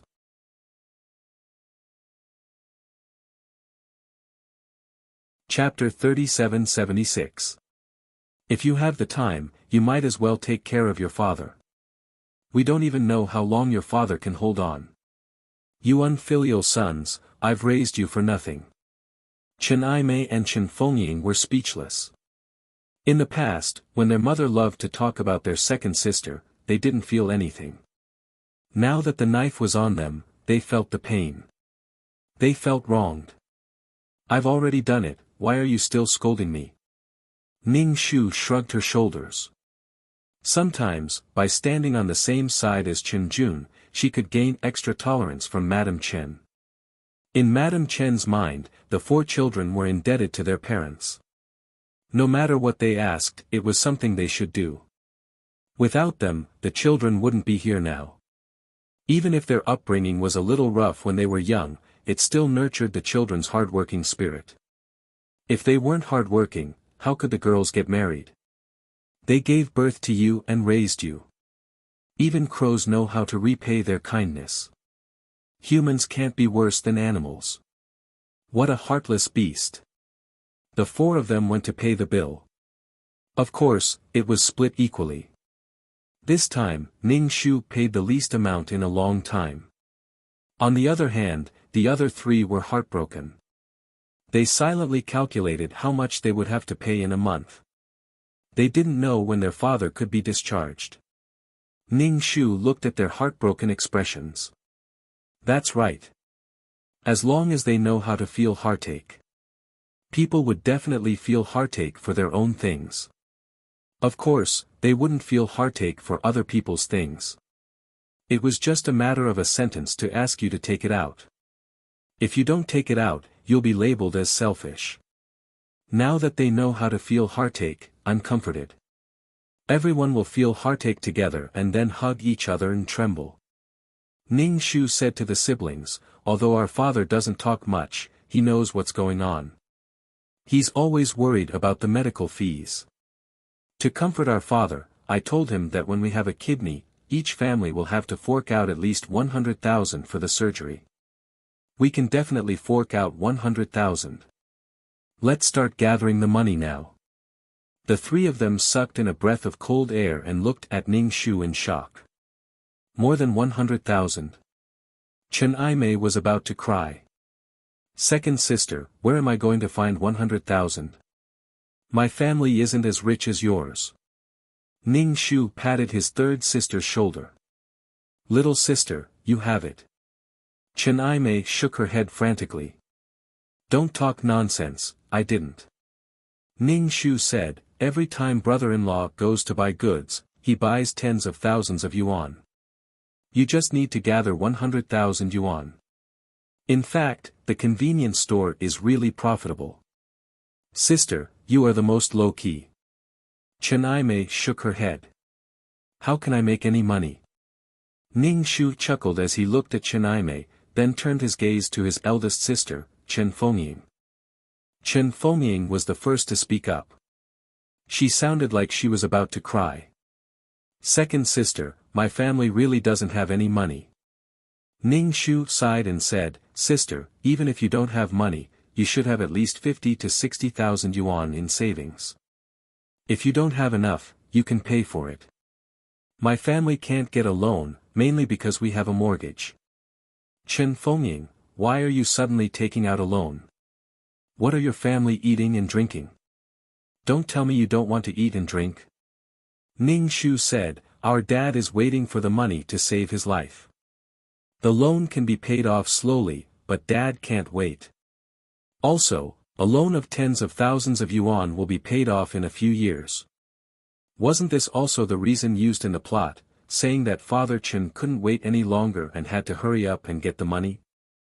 This was simply a large-scale skinning scene. Chen Jun already didn't want to make any pointless resistance, and directly said, I don't have any objections. Chen Jun could accept 100,000 yuan from each family, but if it was 200,000 or 300,000 yuan, Chen Jun would refuse without even thinking about it, because he couldn't afford it, and also couldn't bear to part with it. Chen Fengying and Chen Aimei looked at their younger brother in surprise. 100,000 yuan without batting an eyelid. Their younger brother, who had never been capable and lived off his parents at home every day, could actually afford it. Was he going to ask their mother for it? Although Chen Lihong said that she made money by streaming games, how could she make money playing games? She was just giving Chen Jun some face, that was all. When the time came, he would definitely ask their mother for the money. Chen Fengying and Chen Aimei's hearts were in turmoil, feeling wronged and unfair. They were all born of the same parents, but Chen Jun could ask his parents for money, while they had to fork out their own money. Moreover, their husband might not necessarily give them the money. If they didn't get along well with each other, what would they do about the pill? Except for Ning Shu, the three of them were as listless as frosted eggplants. Ning Shu found a caregiver who was nimble and had a good reputation in the hospital. She was experienced, but the price was a little more expensive. Ning Shu picked a caregiver who was more expensive, and shared the cost with his younger brother, Chen Jun. Ning Shu said to Father Chen, Dad, my brother and I have hired the most experienced caregiver who also knows a little about medicine. She can definitely take good care of you. My brother and I will still find time to visit you. Father Chen didn't say anything, but next to him, Madam Chen said eccentrically, so what if she's experienced? In the end, she's not one of us, how can she do her best to take care of you? Ning Shu rolled his eyes in his heart. She had spent money, yet she still made people feel uncomfortable. Whether it was the person who spent the money or the person who came to work, they all felt uncomfortable. The caregiver next to them was a woman in her 40s. She had a kind look on her face, and had obviously worked in the hospital for a long time. She had seen all kinds of people. Hearing Madame Chen's words, she just smiled and didn't say anything. Chen Jun said, "Mom, she's worked in the hospital for a long time, so she's definitely better than us." Someone on the side chimed in, "That's right, I still think it's more enjoyable for a family member to take care of a patient. Hiring a caregiver and leaving the patient to her is really irresponsible. Like me, I'm not used to having an outsider wait on me," said the old lady in the next bed. "Instead of hiring a caregiver, it's better to get the patient something good to eat so that he can get better faster." The patient or the patient's family chattered on the side, and didn't agree with hiring a caregiver. Chen Jun almost spat out, "What does it have to do with you, using your money?" It was just that they couldn't afford to hire a caregiver, so they were saying sour things here. Ning Shu asked the old lady in the next bed, "Auntie, is there no one in your family to keep you company?" The old lady said a little arrogantly, "My daughter-in-law and daughter-in-law are busy people, I won't bother them for no reason. They'll be here to see me in a while." Ning Shu made an "oh" sound. "That's right, everyone's busy with work. But why don't your daughter-in-law hire a caregiver for you? Even if she's an outsider, she'll still have to serve you tea. Isn't it good to have someone to help you get out of bed? Auntie, hurry up and get your son and daughter-in-law to hire a caretaker. Unlike our 4 children, there are people coming every day."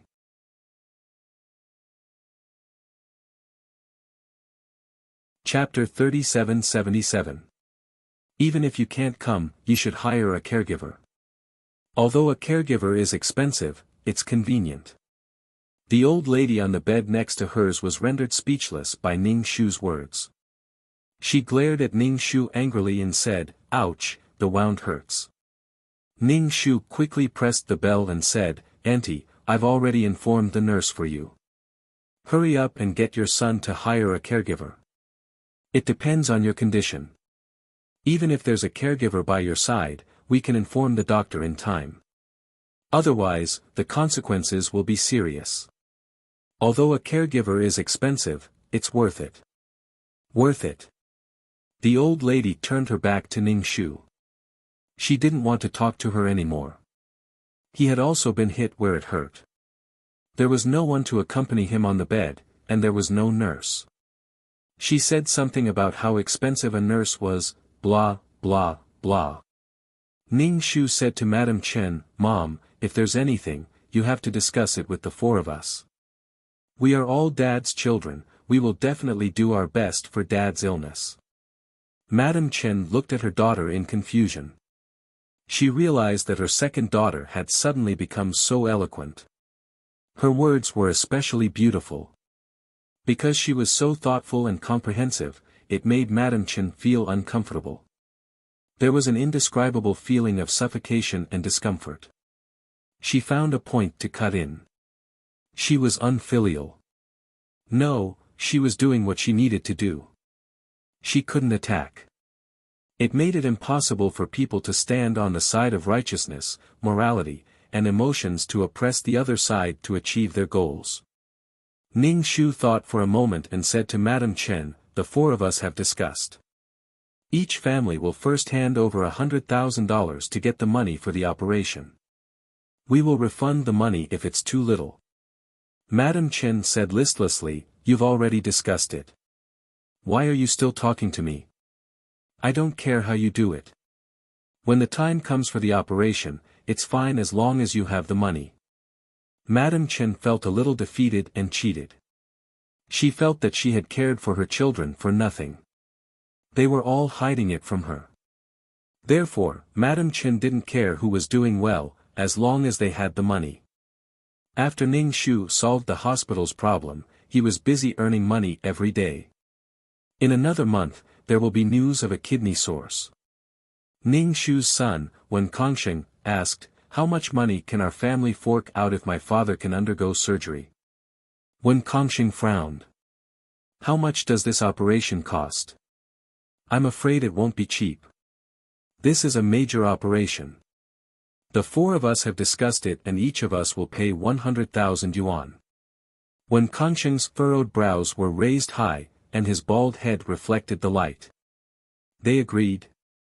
If they really wanted surgical gowns that cost hundreds of thousands, the other three families would probably only need to fork out 10 or 20,000 yuan. They would still have to fork out the bulk. Ning Shu, of course I agree. If they don't agree, Mom will have a lot of trouble. You heartless, unfilial sons. They would sit on the floor of the ward and start wailing like ghosts and howling like wolves. They would howl until you had no choice but to take out the money. They would accuse you of being heartless and selfish. Even if it was for the peace and harmony of the family, it was better to pay. However, if they paid, the situation would already be very ugly. The reputation of being an unfilial descendant would already be spread. The scene would definitely be very lively.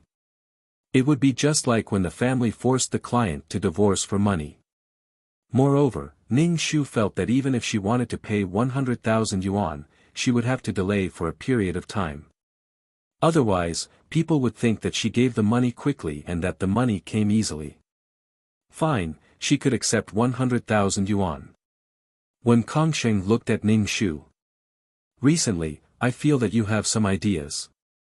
In the past, when your mother was angry at you, you didn't know what to do. That was for sure. When the virtues of benevolence and filial piety were pressed on one's body, of course, one would be numb.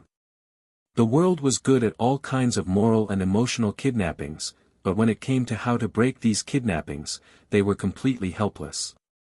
Could it be that they could only weakly refute that they were not, that they were not, that they were not kind, that they were not filial? They were also very sad and worked very hard. But it was useless. Soon, news came from the hospital that there was a suitable kidney source. If there were no accidents, the surgery could be arranged immediately. In the doctor's office, the family was happy and worried. His eldest sister and third sister's family were all frowning. Now that there was a kidney source, they had to pay for the surgery. 100,000 yuan per family. When Kongsheng said to Madame Chen, "Mom, I'll go raise the money.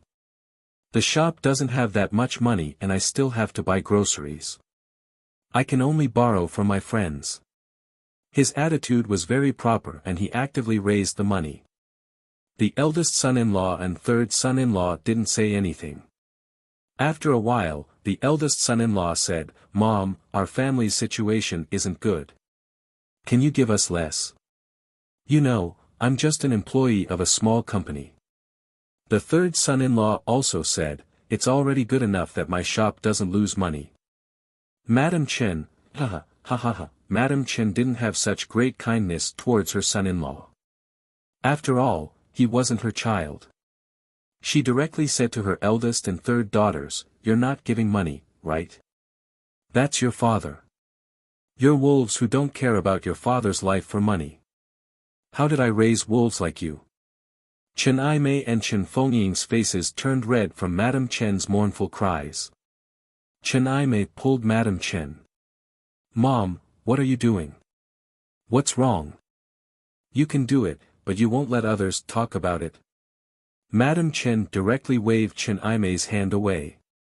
"What's the use of raising you? You're so tired. Now you're lying in a hospital bed. You're not reliable at all."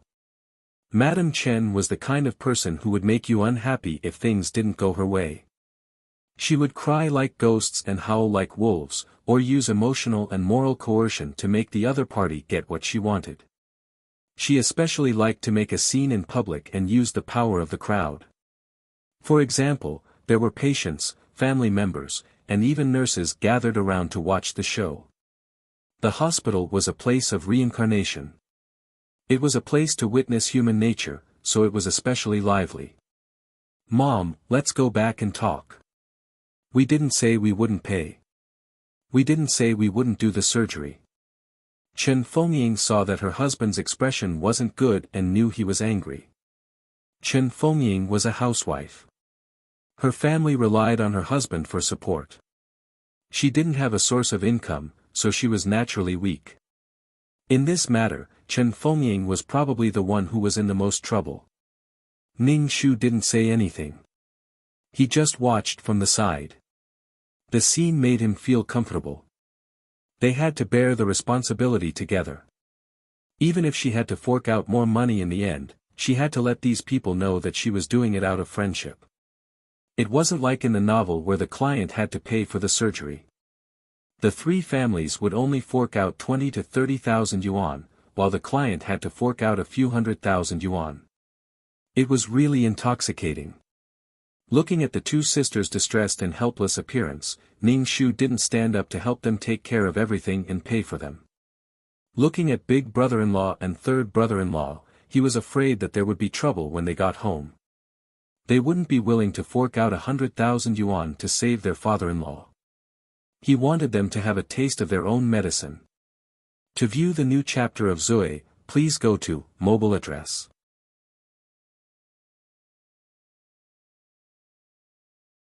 Chapter 3778. Since they had to fork out 100,000 yuan, it was enough to put a family in a difficult situation for a while.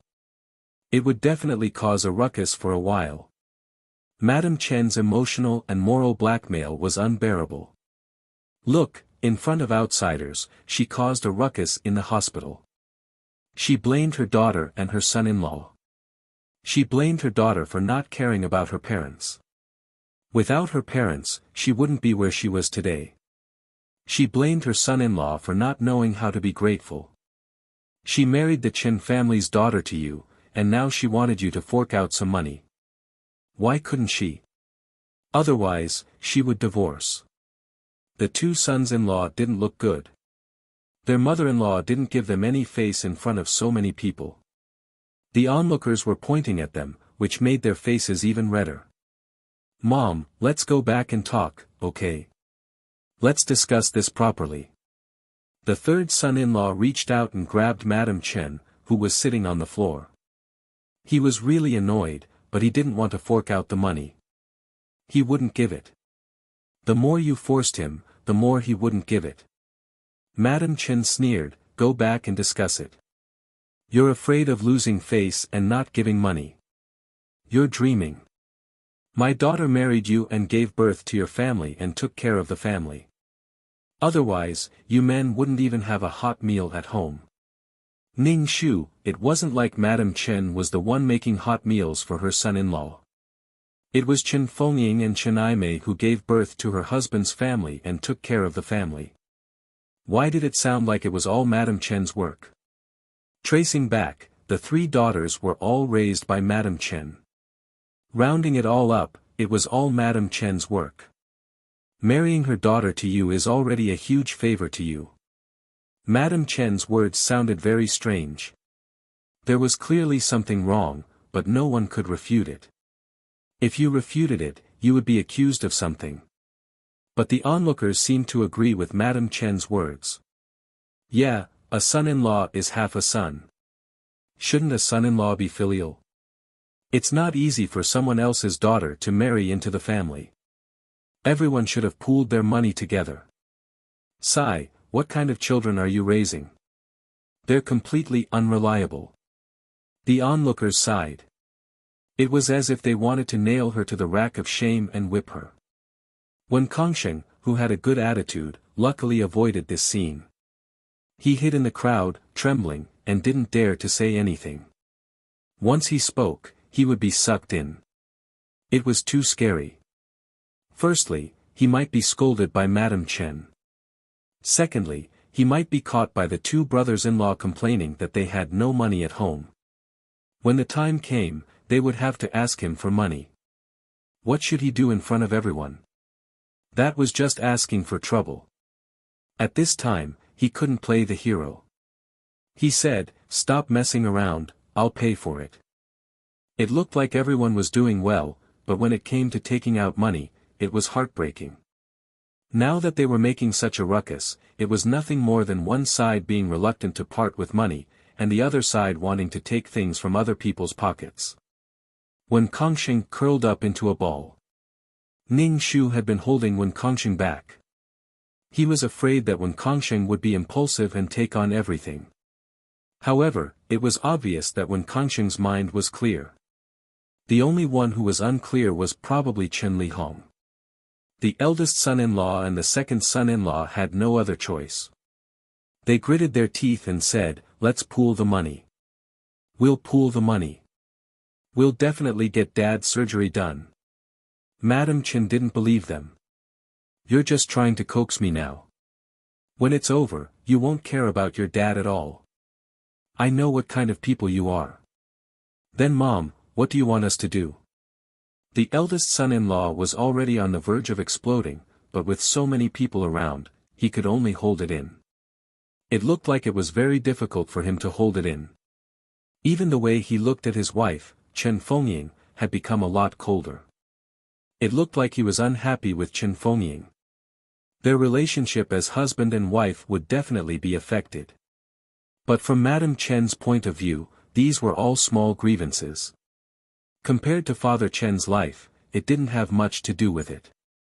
After all, feelings could be discussed slowly, but if his life was gone, there would be nothing left. Thus, Madam Chen directly made a move. "Each of you write me an IOU. If there's any money left after the surgery, I'll return it to you." "Madam Chen, I don't have a choice. Your dad is still waiting to be saved.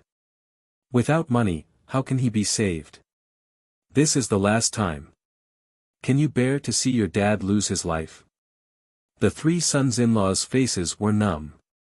They probably didn't expect to inexplicably owe her 100,000 yuan. As for returning the rest of the money, it wasn't a big deal. After all, postoperative care and medicine all required money. They were only afraid that it wouldn't be enough. There was no need to be afraid of more. Originally, paying more or less was just a token of their filial piety. Now, there was a fixed amount that each family had to pay, and even an IOU. This felt like a cactus. Chen Aimei shrieked, 100,000 yuan, Mom. You didn't spend that much to raise the four of us." Madam Chen retorted, "How can this be compared? I was lucky enough to give birth to you. When you were young, you had the ability to survive and eat. Now that you can survive on your own, you're here to bargain. Without me and your dad, who knows where you'd be starving to death by now. Without me and your dad raising you, you'd be living a happy life right now." Chen Aimei started crying.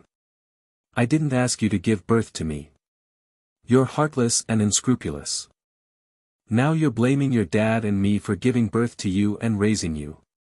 You're saying that we shouldn't have given birth to you. Don't tell me that I raised you wrongly." Chen Aimei couldn't take it anymore. "It's not your fault. How could you be wrong? We're the ones at fault. We shouldn't be alive." Chen Aimei's words sounded like she was angry. Saying it in this kind of situation made her feel extremely unfilial. Some people around said, "Children nowadays, how can they hurt their parents' hearts like this?" "That's right. We spent money to raise you. Now that you want money for surgery, you're saying that you shouldn't be alive. The world is cold. People's hearts are cold." "Selfish," he said. Chen Aimei was about to go crazy. Everyone knew how to say nice things. "You're so noble, kind, and beautiful. Can't you save their father instead of taking money from your pocket?" The third son-in-law held Chen Aimei back. He was afraid that Chen Aimei's temper would flare up and she would say something she shouldn't say. If that happened, the situation would become even worse. Ning Shu looked at the sorrowful faces of the onlookers. He looked high and mighty. If it had nothing to do with his own interests, he could act very high and mighty. He was kind and beautiful. Ning Shu put his clothes in his pockets and walked in front of the onlookers. He said with a sorrowful expression, "Aunties, uncles, brothers, and sisters, we don't have much ability. We can't treat our old father's illness. We're really unfilial. But our father's illness can't be treated. That's a life. Please have mercy. Saving a life is better than building a 7-floor pagoda." To view the new chapter of Zui, please go to mobile address.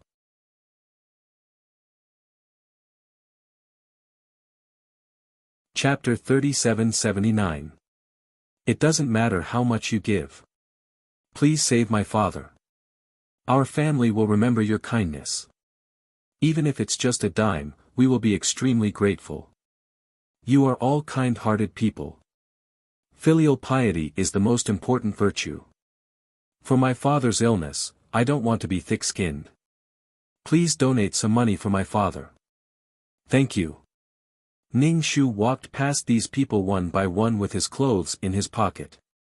He bowed and said, "Please save my father, kind-hearted people.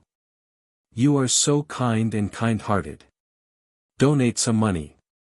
The onlookers, who had been talking loudly and bemoaning the state of the universe and pitying the fate of mankind, retreated a few steps when they saw Ning Shu in front of them. They smiled and said that they were going to get water or go back to the ward to see their family members. Ning Shu was not annoyed. He said, "It doesn't matter.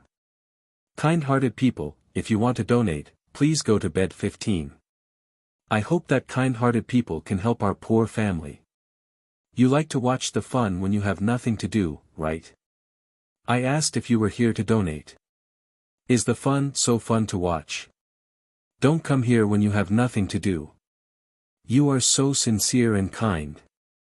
Then, please donate some of your love to save a life.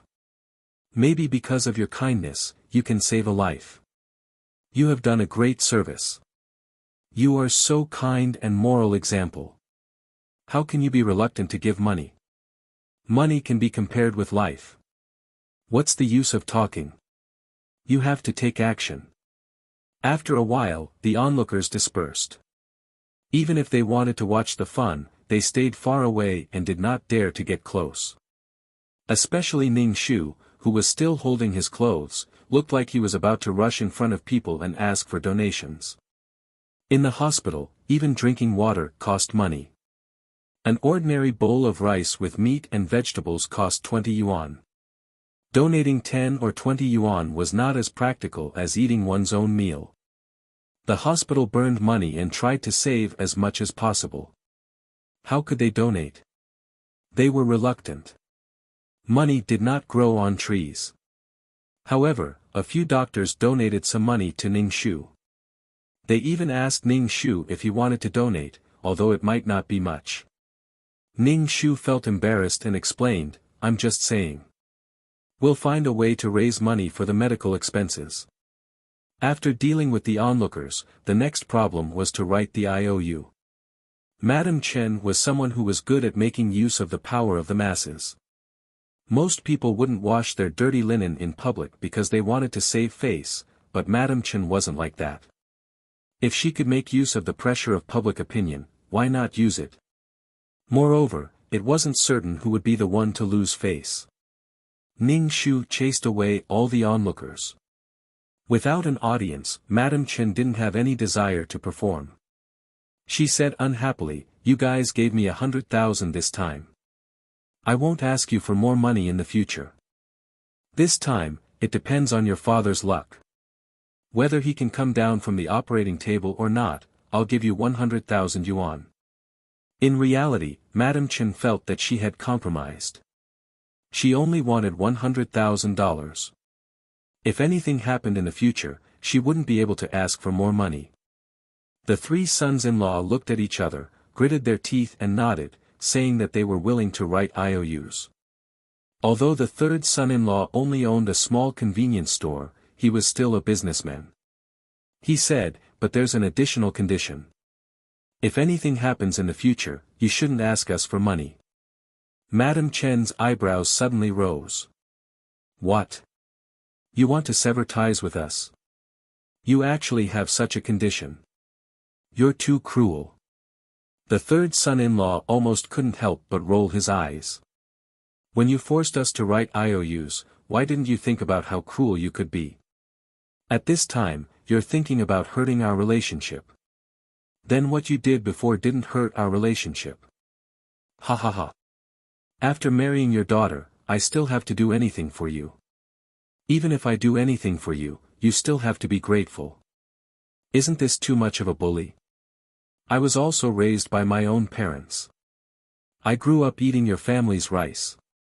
The eldest son-in-law said, "Mom, you know that our family's situation isn't good. If something like this happens again in the future, we really can't take out the money. If you force us to take out the money again, you're forcing us to die." Madam Chen pointed at them. She was so angry that her hands trembled. "All right, you heartless things. You want to use this money to sever ties with us. You're simply," Madam Chen's face was ashen. "No matter what, you all crawled out of my womb. You're my children. Embarrassing, really embarrassing. Don't worry. Even if I die in the future, I don't want you to wear mourning clothes and throw basins." Madam Chen's heart felt stifled. If it wasn't for Father Chen's surgery fees, she wouldn't be despised by the younger generation. When Kongxing said, "Mom, it's not that we're severing ties. During the holidays, there are still gifts. How can you say that we're not related? This would hurt the tendons and bones. Moreover, there were parents here. The pressure to survive was as great as a mountain." Madam Chen didn't say anything, which meant that she agreed. However, her expression wasn't good. Those who didn't know better would think that Madam Chen was the one being forced to write IOUs. Writing IOUs by the hospital bed, the three sons-in-law's expressions were as if they had stepped in shit. There were even people who came over to watch the show. They teased, they really wrote IOUs. Ning Shu looked at the meddlesome middle-aged woman and asked, "Auntie, are you here to donate?" "Thank you," Ning Shu said as he put his clothes into his pocket. "Donating is just a small token of appreciation. You can give as much as you want. We will always remember your kindness." The woman who came to watch the show immediately became very embarrassed. She touched her pocket and said, "I don't have my wallet on me." Ning Shu said with a smile, "It's okay. I'll give it to you next time. Auntie, I remember what you look like. It's okay. You're a family member of bed 28, right?" The woman's face was already dark. What was the meaning of this? Was he going to chase her to the ward to ask for money? Fuck, was this a donation? It was completely a debt collector. The woman stopped watching the show.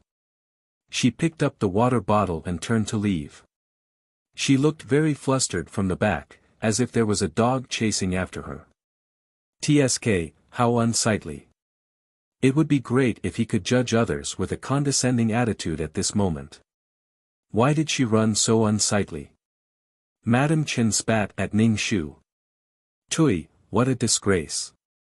Ning Shu pursed his lips. Madam Chen, you like to cry and howl in front of people when you have nothing to do. It's also very disgraceful. They were just from the same origin. The three sons-in-law finished writing IOUs and handed them to Madam Chen. Madam Chen checked the IOUs one by one to see if there was a missing zero. Now, Madam Chen was very disappointed in the three sons-in-law. It was an indescribable disappointment. She thought that the three sons-in-law were all good, but it turned out that they weren't. They were all ingrates. In Madam Chen's heart, the three sons-in-law should happily take out the money. To view the new chapter of Zoe, please go to mobile address.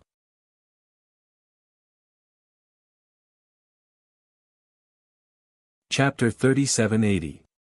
She shouldn't have any emotions.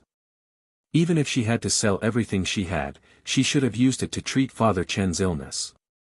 She shouldn't have been forced to write an IOU, thinking that she wanted to do this.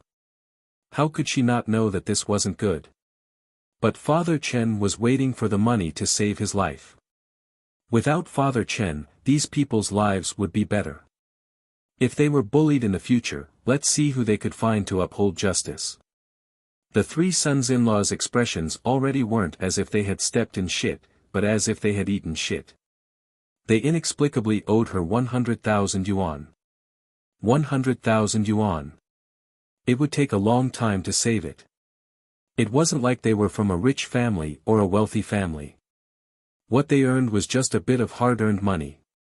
Madam Chen put away the IOU and said, you have to hurry up and raise the money. There's already news of a kidney donor. If you miss it, your father doesn't know if he'll be able to wait for another lifetime." The three sons-in-law turned and left. The eldest sons-in-law shouted at Chen Fengying, "Why aren't you leaving? It's not like you're keeping him company today. Let's go."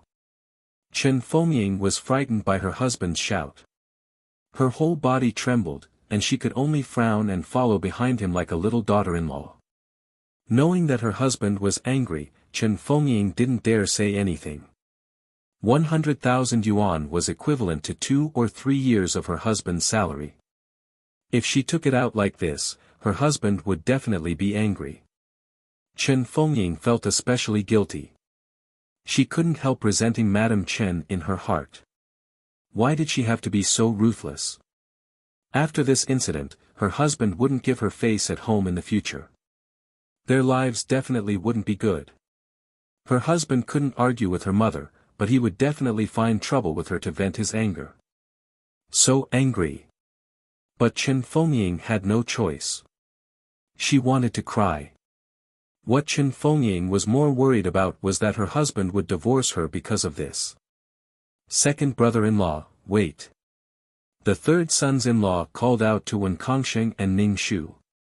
Ning Shu turned his head to look at the shrewder third brother-in-law and asked, "What do you want?" If nothing unexpected happened, this third brother-in-law was probably going to borrow money.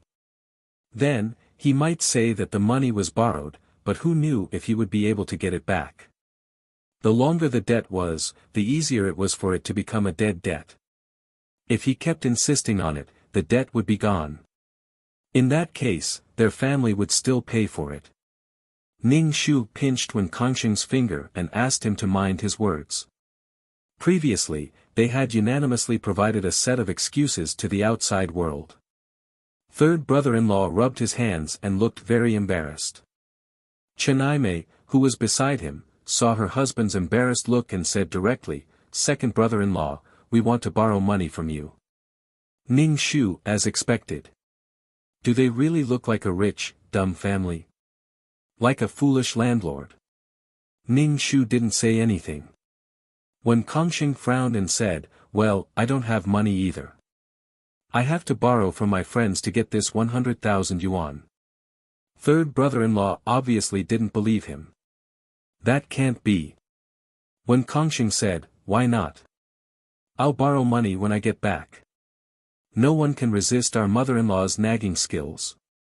When Kongsheng suggested, "Why don't we get a loan? It's not easy for our family to get a loan. We have a mortgage on us, and the bank won't let us get one." Third brother-in-law shook his head. "You still have to pay interest on the loan. If you are more generous, you can lend us some money. That way, you won't have to pay interest to the bank." When Kongsheng didn't know what to say. If I have money, why would I borrow money from others? The restaurant needs funds. Otherwise, we won't be able to open the restaurant.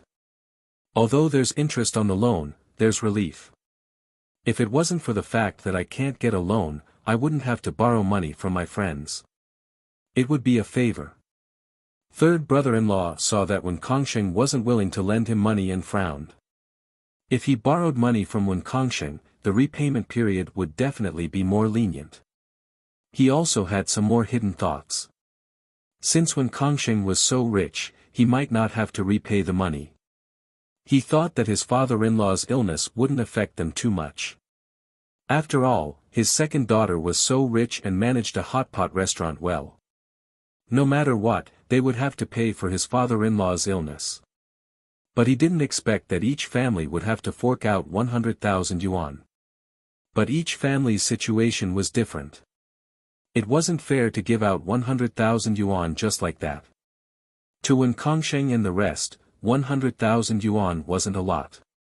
But to them, it was a little painful. They should give out the money according to each family's situation. It was so annoying. It wasn't easy for them to save up some money, and now it was gone.